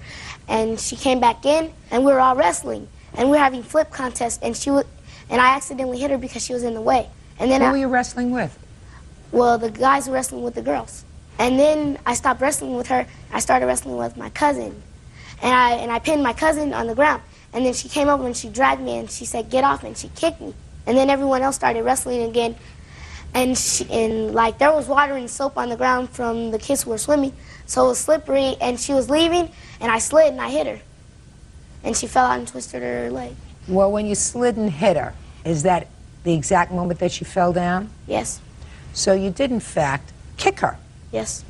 And according to you, it was a little bit of an accident? Yes, it was. Maybe. Judge Judy continues in a moment. Anything else that you would consider sexual? What does that mean? I was thinking. Well, think harder. Real cases, real people. Judge Judy. 12-year-old Felicia Hunter says 11-year-old Devon Miller broke her foot while clowning around in a jumping apparatus. How many times did she hit you? I'm not talking about playing around and pushing. I'm talking about hitting you. About twice. And how many times did she pull you off this other girl that you were on top of? Just once? Were you annoyed with her? Kinda. I stopped playing with her. But you were annoyed with her. Did you think she was acting like a jerk? Yes. Why did you think she was acting like a jerk? Because I wasn't playing with her and she just started hitting me. Because she was interfering. Is that right? Yes. So you thought she was butting into your business? Yes. I have a couple of other questions to ask you, Devon. So far, you've been very honest with me, which is in your favor. Were you saying anything to her about sleeping on your pillow? No. And did you say anything to her like I that? didn't say anything to her. I told my cousin that she was my pillow. Okay, but when you're playing, you're not whispering that to your cousin. You're No. sort of saying it loud, right? Yes. So she was right there, so she heard you. Devon, right? Yes. So far, you're doing okay, Devon. Don't let me down now. Did you say anything, Devon, about her having a soft part of her body? No. Nothing else about raping your pillow? No. Anything else that you would consider sexual? No. What? What does that mean? I was thinking. Well, think harder. You don't go to jail for this, Devon. This is just the time for honesty. Okay? So let's hear. No. Nothing else? Nothing. Did you say anything to anybody else there about her of a sexual nature? No. You knew her from before this party? No. Or was it the party the first time you ever saw her? First time. Really? Did you know the other kids at the party? Not Some of them? everyone. What did you think of her, Devon, when she first started to play with you? I thought she wanted to play because we were all wrestling and she just started playing. Now, Felicia, why did you go back into the jumping apparatus when you left and went and got a drink if it was unpleasant in there? I didn't notice that he was in there. I know what these things look like. Unless there are 50 people in there, then you notice somebody is in there. Or you look if somebody has made your life unpleasant. Yes, ma'am. Right? Right. You know, you're 12, Yes, ma'am. so you're smart enough. If somebody's made your life unpleasant in there, you look. You say, I'm not going back in there because those guys are acting a little too wild. Because they were all acting a little wild. That wasn't my fault. Right. Okay, now I'll see the moms. No, I want your kids to stay up there. If you can stand, can you stand up on your foot, Felicia? I can't put any weight on it. No, I mean, but can you stay with your mom? Yeah. Or you want to sit down? I'll stay. Okay. All right, so you got to the party, took her, she was x-rayed, foot is broken. This happened late August, is that right? Right. And you have substantial medical bills? Yes. Okay. Do you have health insurance? Yes. What were your unreimbursed medical bills? Well, to date, Your Honor, our medical expenses are approximately $9,157.92. And I don't know if that is the extent of that. $9,000 if you have medical insurance is not going to be your bill. Well, Ms. yeah, Hunter. that is the total. That's the total amount of bills that have come into the That's not what I'm talking about, Ms. Okay. Hunter. 20. Okay, You I have insurance. That's correct. And you are going to use your insurance because that's what insurance is for. That's correct. What kind of plan do you have? 20% of the contracted fees. Mm-hmm. Plus a $250 deductible. Okay, let me see that, please. Which, what, the bills? I want to see the bills in your Okay. contract where it says that you're responsible for 20%. Okay. Here are the bills. And this is a summary of our medical plan, and this is the plan that I'm under. I circled it.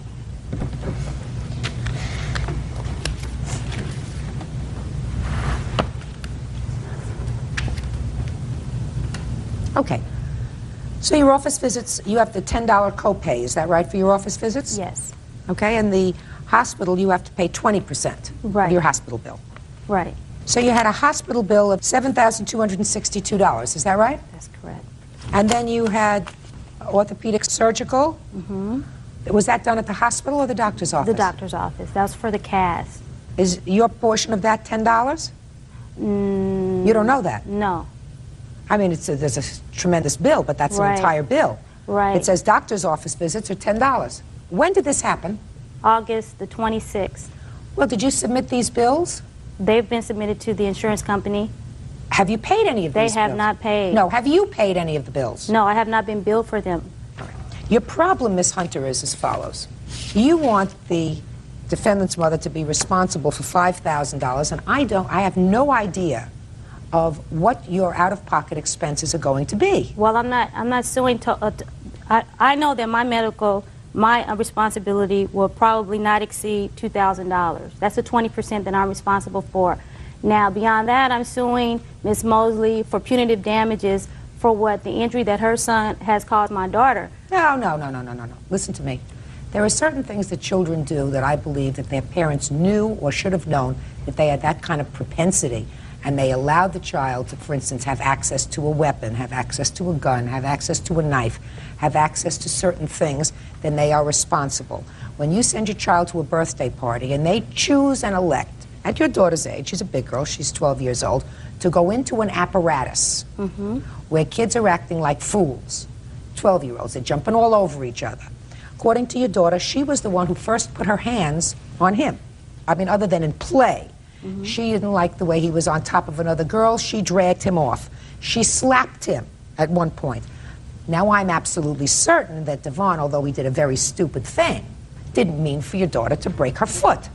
Judge Judy continues in a moment. He put his hands on me and on my legs, and then he pushed towards me. That's and I what fell. kids do in that thing.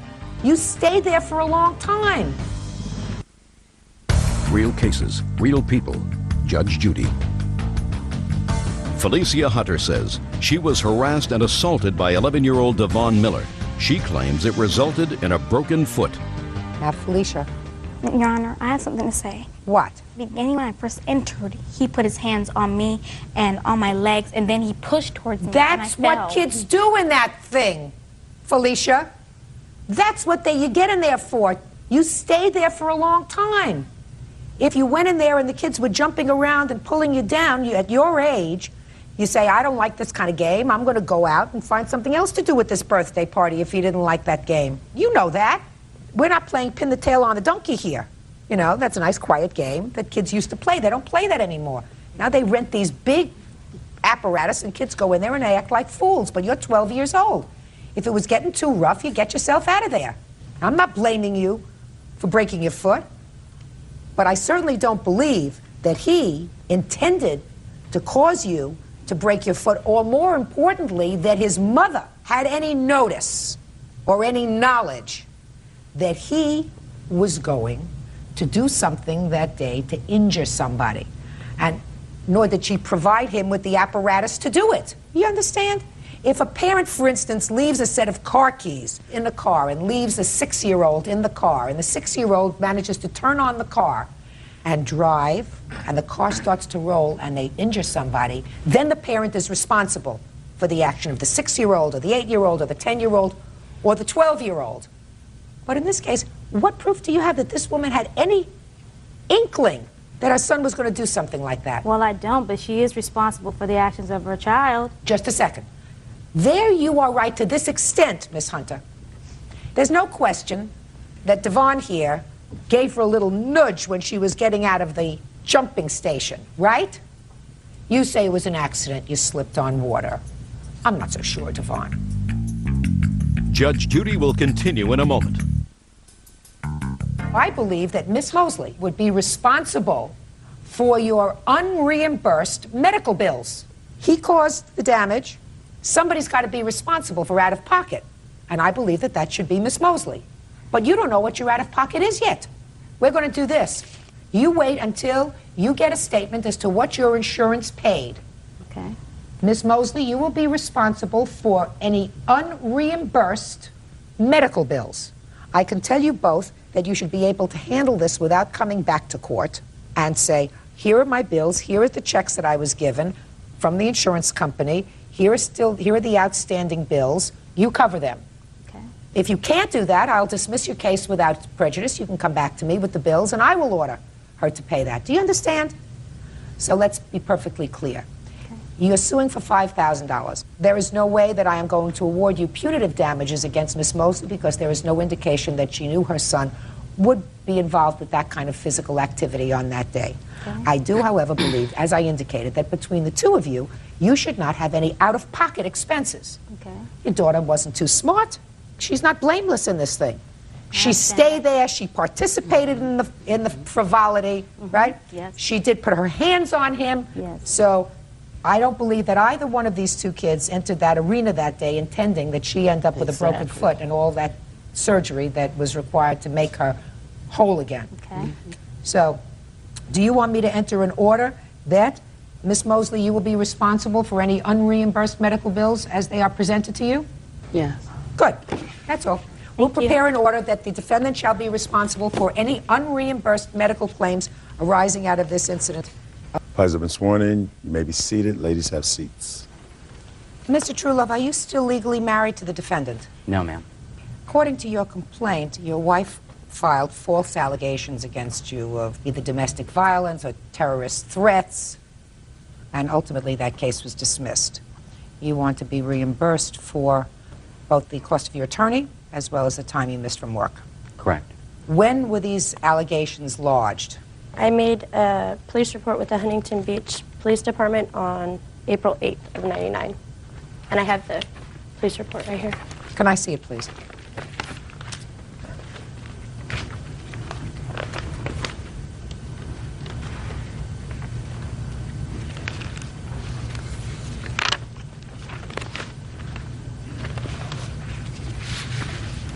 Okay. So you went into the police department. You told the police that you had been receiving these threatening phone calls from your husband. I assume that the threats had been revolving around this custody dispute that you had about your daughter. Is that correct? Yes, it is. This police report talks about a restraining order that you had filed for. Yes, I had. His lawyer had it thrown out of court. Okay, so you filed for a restraining order. And was there a hearing with regard to that restraining order? No, there was mediation assigned, and then I was told that the restraining order was thrown out of the court. Why was the restraining order dismissed? She got a temporary restraining order for 15 days. She told me don't bother showing back up to court, that she will not follow through with the restraining order.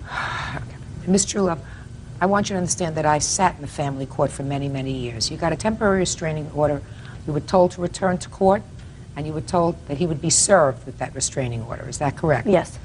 Did you, in fact, return to court? I didn't return to court. Okay, and that was dismissed? Yes. You didn't return to court, and it was dismissed after 15 days? Yes. That's what happened? Okay. All right, now, did you have a trial? Were you arrested as a result of these charges? No, ma'am. How were you advised of these charges? Through the mail. Do you have what you received through the mail?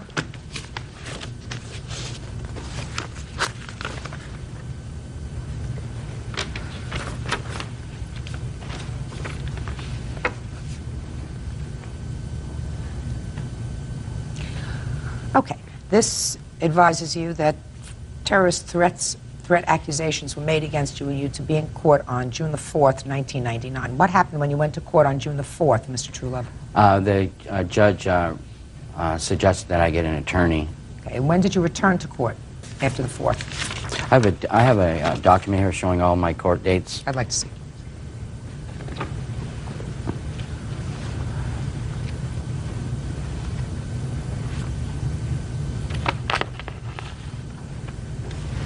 You appeared on approximately 17 days. Not myself, my attorney did. And/or your attorney. Yes, I did 11 court dates with my attorney. Now, on the last day, which is May 2nd of the year 2000, the entire complaint was dismissed on the people's motion. Correct. Were you present in court on that date? No, I wasn't. Did you appear at all in court? I was subpoenaed as a witness for the district attorney. That was my only involvement. No, wasn't your only involvement. Your involvement in this case was you filed the initial complaint.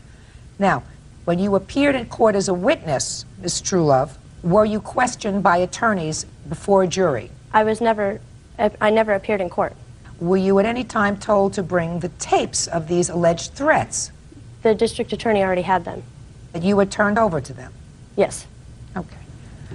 Were you advised why, sir, the people decided to dismiss these counts on their own motion, which means that they felt that they could not even sustain a limited burden on the people's case, no less beyond a reasonable doubt? They thought Nicole had filed for divorce. When they found out that I had filed for divorce, things started changing, and then when they had got the evidence tapes, the audio tapes, come to find out they were blank. There were nothing on them. They dismissed it at that time. Those tapes kept going over a period of time. They had a hard time getting hold of them, and that's how long it lasted for them to get those tapes. When did you turn the tapes over? I don't remember the exact date. I was asked by the district attorney if I had any audio tapes, any kind of proof other than my log of what was happening. The only thing I had was an answering machine tape. Now, I had told him and I had advised him over the phone that he would be recorded every conversation. That was my mistake. Untrue. Well, if you were so frightened about these allegations of terrorist threats, Ms. Truelove, it would seem to me that an intelligent woman would have taped threats herself. You say that you received, according to your statement to the Huntington Beach Police, during a limited period of time, you received 15 or 17 phone calls from him.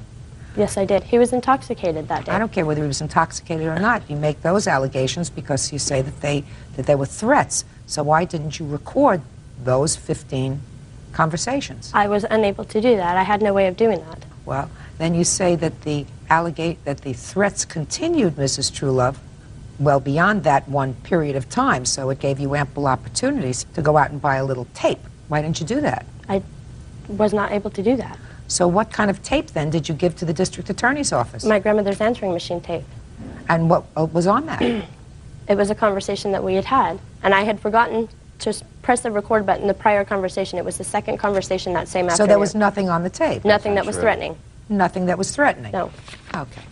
Now, I'd like you to tell me, Ms. Truelove, tell me about these threats that he made against you. We were arguing. He called me, and this is when the threats started happening more in the same day. He told me that it was going to be custody granted by the courts, or it was going to be by my life. That's what I was told. And? And that's when I got scared, and that's when I made the report. I was scared to go and make the report with the police department. Well, that's one threat. You talk about numerous threats, starting in February, all the way up to the date you went to the police department. You've told me about one. That was the time when it had happened so many times. Well, tell me about the other times, Mrs. Truelove. It was the same thing. Those were the words that he used every time. Because I wasn't letting him see our daughter. Because why not? Because when he would show up, he was under the influence of alcohol. That's untrue. Judge Judy continues in a moment. So you both had an alcohol problem. I wasn't in my active addiction at that time. She wasn't drinking, she was using drugs. Real cases, real people. Judge Judy. Tim Truelove says his ex-wife Nicole Truelove filed false allegations of terrorist threats. Nicole says Tim threatened to kill her. Do you have visitation with your daughter now? I do. I have 50% custody of my daughter, and I pay child support. When you say 50% custody of your daughter, what days of the week do you see her? I have her from Sunday to Sunday. Every other week. Courts don't usually grant people with substance abuse problems 50% custody of young children, Mrs. Truelove. We're both in recovery now. So you both had an alcohol problem, according to you? Mm-hmm. Well, if you both had an alcohol problem, Miss Truelove, according to you, then why would you not let him see his daughter if he showed up drunk, if you were drinking too and you had the child with you? Because I wasn't in my active addiction at that time. She wasn't drinking, she was using drugs. Which is why the court probably said, well, it can only get damaged 50% of the time with each parent, let's hope for the best. I didn't have an attorney. I didn't have any ways or means of getting an attorney. Miss Truelove, did the child have a guardian during the course of these proceedings? Me. No. A guardian appointed by the court? No. Did the court conduct a trial or any forensic tests by psychiatrists, psychologists? No. Is what you're telling me you agreed on 50% custody? Yeah, I did.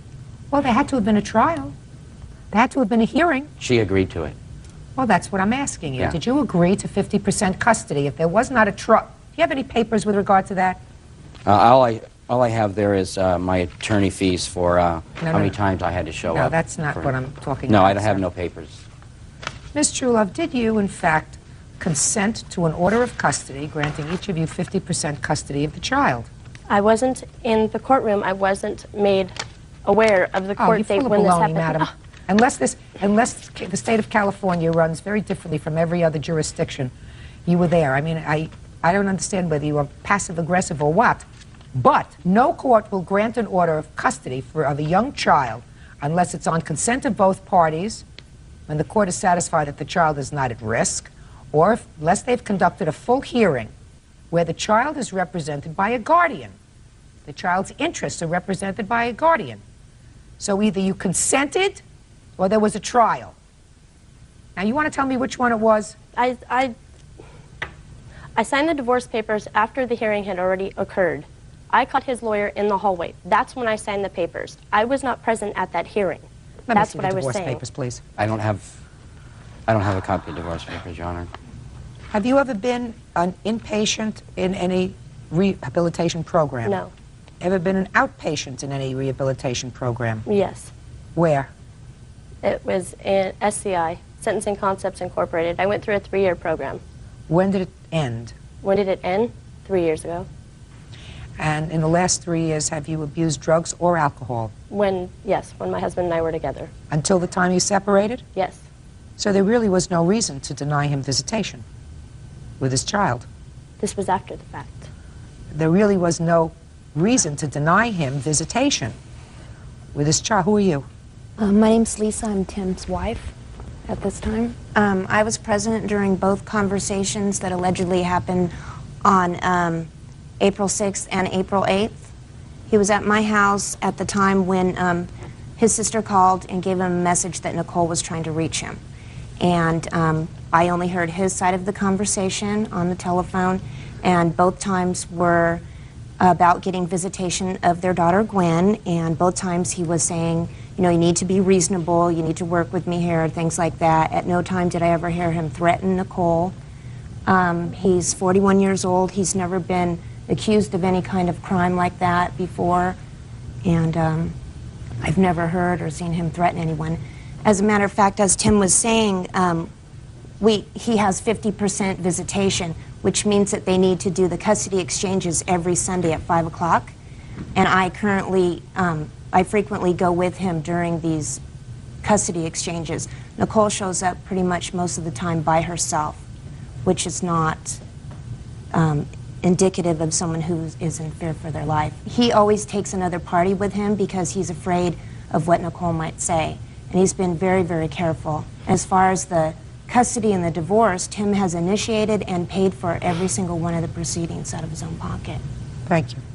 Your Honor, the only thing I've ever threatened her with was she had hung up on me the night of April 6th, was that that you gave me no other choice except for to seek legal advice to get full custody of my daughter. And once I said that, that's when it all broke loose and all these terrorism threat things began. Because of me being working, I've had a job for a long term, and it just, she had stated to me at one time in the middle of July that she did it out of fear, and that legal aid had advised her to find some kind of dirt on me in order to get a restraining order and to get temporary full child custody. And once she did that, I lost, there was no way I could even get 50% custody of my daughter at that time. Judge Judy continues in a moment. Being over at my girlfriend's house, I told her where I was. At the time, she slammed the phone down. Does any of that sound familiar to you? No. Real cases, real people. Judge Judy. Tim Truelove is suing his ex-wife, Nicole Truelove, for attorney fees resulting from false allegations that he threatened to kill her. Mr. Truelove, when did you and your former wife actually separate? Was that January 31st of 99 is when you separated? Yes. Is that right? Yes. And did you move out of the house or did she? She did. And did she take your daughter with her? That's correct. From January 31st, 1999 until April of 1999, did you visit with your daughter? Yes, I did. Okay. It wasn't on a regular basis. It was whenever Nicole felt that I could. She was pretty much in control of the whole thing. Oh, That's the way she is. She had the child living with her. Yes. Okay. Now, there came a point in April when you did have a problem with visitation. What was that problem with visitation, or March or April? The problem was that was one of the conversations we had on the telephone. We had made arrangements for me to see my daughter on Thursday. She wanted me to see her on Wednesday. I had a prior commitment, so I asked for Thursday. She said that's fine. At that time, being over at my girlfriend's house, she was my girlfriend at the time, heard a child and she asked me where I was. I told her where I was. At that time, she slammed the phone down, and that's when I returned the phone call and told her, okay, you've left me no other choice except for to seek legal advice and to go for full custody of my child. And like I stated, that's when she had went to the police and made up this nice documents of me threatening her. Does any of that sound familiar to you? No. Did you? Some of it does, not all of it does, no. Did you, in fact, have a conversation with him at the beginning of April regarding a change of the visitation from Wednesday to Thursday? Yes, we did. And was he, in fact, at his then-girlfriend's house? I don't know where he was, Your Honor. Okay. And was it during that conversation that he threatened you to seek full legal custody of the child? Yes. And was it 2 days later that you did, in fact, go to the Huntington Beach Police Department to report these terrorist threats? Yes. I got you. Let me see the legal bill.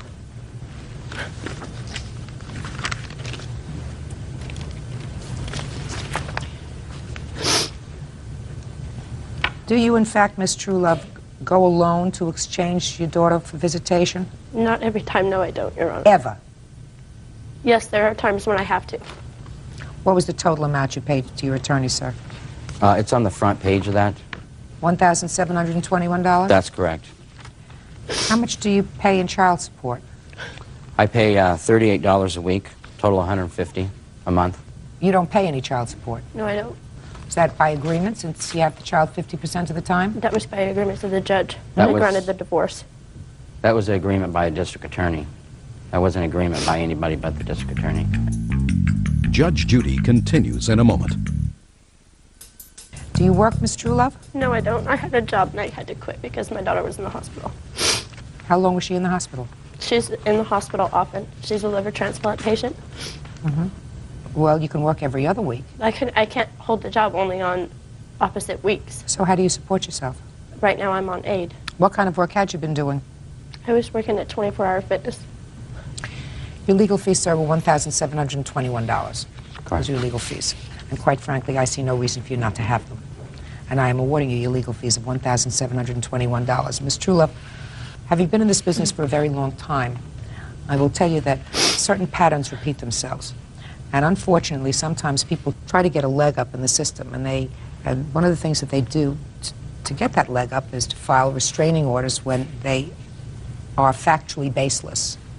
The sequence of events in this case suggests to me, and your subsequent behavior in being in situations where you are alone with the plaintiff, suggests to me that you had no legitimate fear of the plaintiff, absolutely none, and that in all probability you did seek some counsel. I can almost guarantee that you either spoke to friends or the Legal Aid Society, who you probably went to, correct? Correct? Yes. And they said to you, well, if you had a restraining order, that'll put a stop to this search for legal custody on behalf of a father. That always stops a court dead in its tracks. The timeline of these events in the beginning of April of 1999, when there was difficulty with visitation, suggests to me that the complaints that you made, especially since you delayed in turning over a tape that turned out to be baseless to the district attorney, turned out to be either blank or show absolutely no threats, suggests to me that these charges that you made against your then husband were absolutely without basis, and I believe that you should be responsible for his legal fees. I've ordered the judgment accordingly. Thank you. Why does that excuse you? Trên tay mình đang cầm đây là cái dòng phở tươi của Yến Đài Nam. Thì hiện nay thì phở thì có rất là nhiều loại, nhưng mà đối với dòng phở tươi thì hiện nay trên thị trường đang rất là ít, vì hầu như là phở bằng phở khô. Còn đây đối với dòng Yến Đài Nam đây thì những ai là cái tín đồ của phở tươi thì nên thử tham khảo và nên thử cái dòng phở tươi của Yến Đài Nam này. Rất mùi vị rất là thơm, ngon, đúng chuẩn phở tươi 100%. Và điều đặc biệt là không chứa chất bảo quản và không sử dụng màu tổng hợp. Đó. Những thành phần chính có trong mỗi gói phở như thế này thì bao gồm có vắt phở thì có gạo, tinh bột khoai mì, muối, chất nhũ hóa và gồm có chất ổn định. Có mỗi gói như thế này thì bao gồm có gói bò hầm, gói súp và có gói dâu. Gói bò hầm thì gồm thịt bò, nước hầm xương, thịt trâu, muối, đường, chất điều vị, gừng, dầu thực vật và đường caramel.